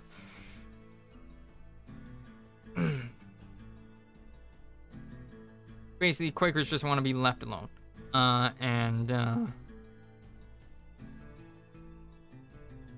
want Jesus to save them. The principles of Quakerism have a direct tendency to make a man the quiet and inoffensive subject of any and every government which is set over him. And if the setting up and putting down of kings and governments is God's peculiar prerogative, he most certainly will not be robbed thereof by us. Wherefore the principle itself leads you to approve of everything which ever happened or may happen to kings as being his work. Oliver Cromwell thanks you. Charles, then, died not by the hands of man, and should the present proud imitator of him come to the same untimely end, the writers and publishers of the testimony are bound by the doctrine it contains to applaud the fact. Kings are not taken away by miracles, neither are changes in government brought about by any other means than such as are common and human, and such as we are now using. Even the dispersion of the Jews, though foretold by our Savior, was affected by arms. Wherefore, as ye refuse to be the means on one side, ye ought not to be meddlers on the other, but to wait the issue in silence, and unless ye can produce divine authority to prove that the Almighty who hath created placed this new world at the greatest distance it could possibly stand, east and west, from every part of the old, doth nevertheless disprove of it being independent of the corrupt and abandoned court of Britain. Unless I say ye can show this, how can ye, on the ground of your principles, justify the exciting and stirring up the people firmly to unite in the abhorrence of all such writings and measures as evidence a desire to design to break off the happy connection we have hitherto enjoyed with the kingdom of Great Britain, and our just and necessary subordination to the king and those who are lawfully placed in authority under him. Period. That whole paragraph was like literally just one sentence. Okay, never mind. It's like 5 sentences. But it's like a page long. And I'm not even done with that paragraph. What a slap of the face is here.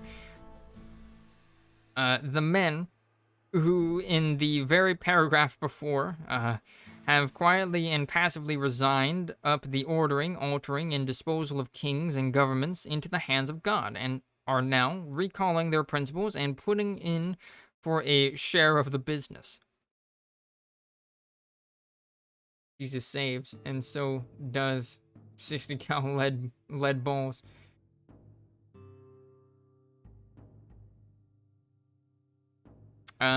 Is it possible that the conclusion, which is here justly quoted, can anyways follow from the doctrine laid down? The inconsistency is too glaring not to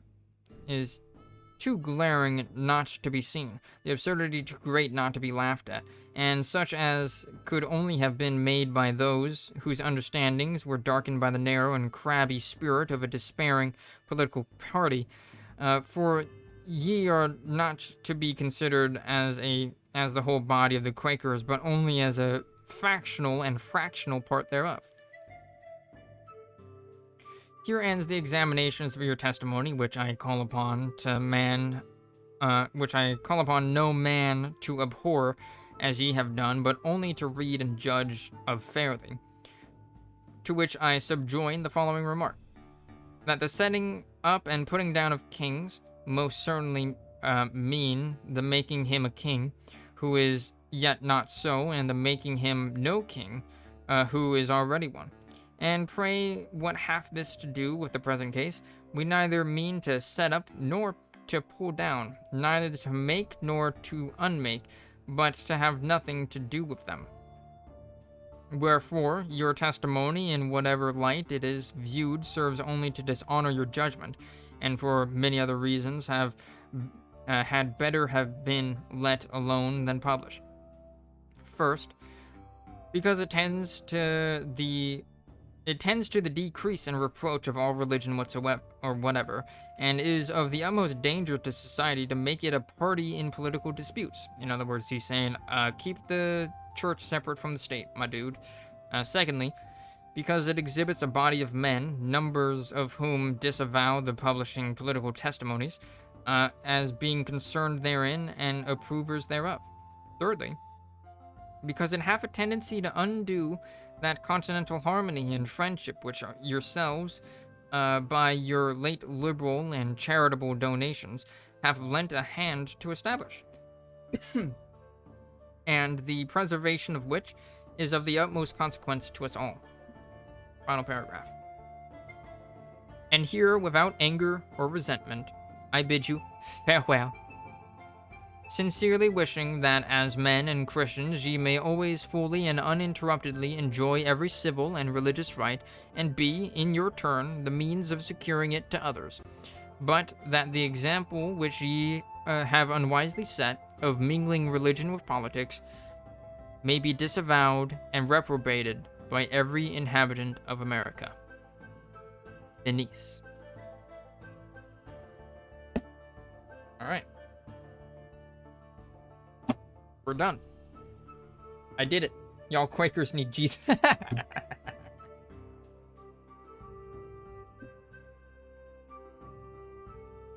Oof. That was good.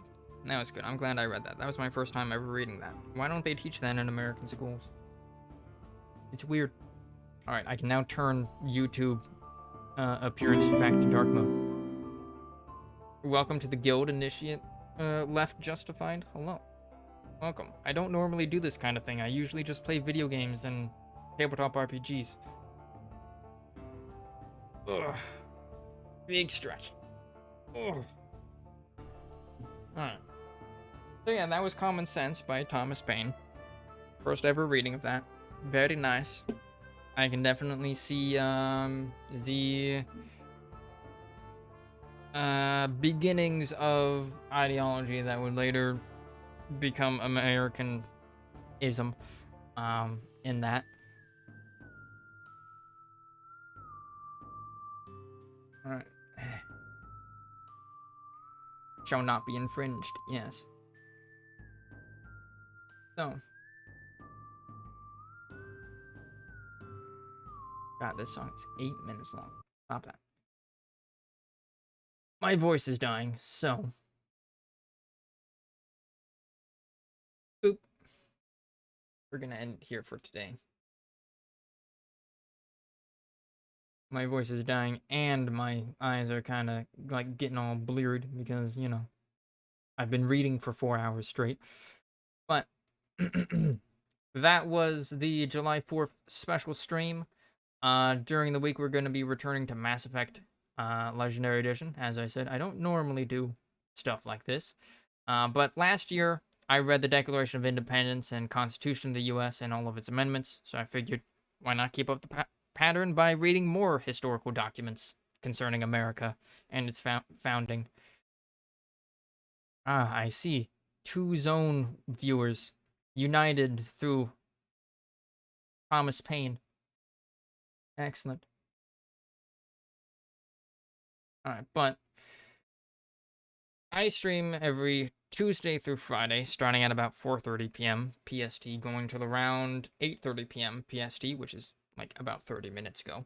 Um, I just wanted to make sure I finished reading that document because we were near the end of it.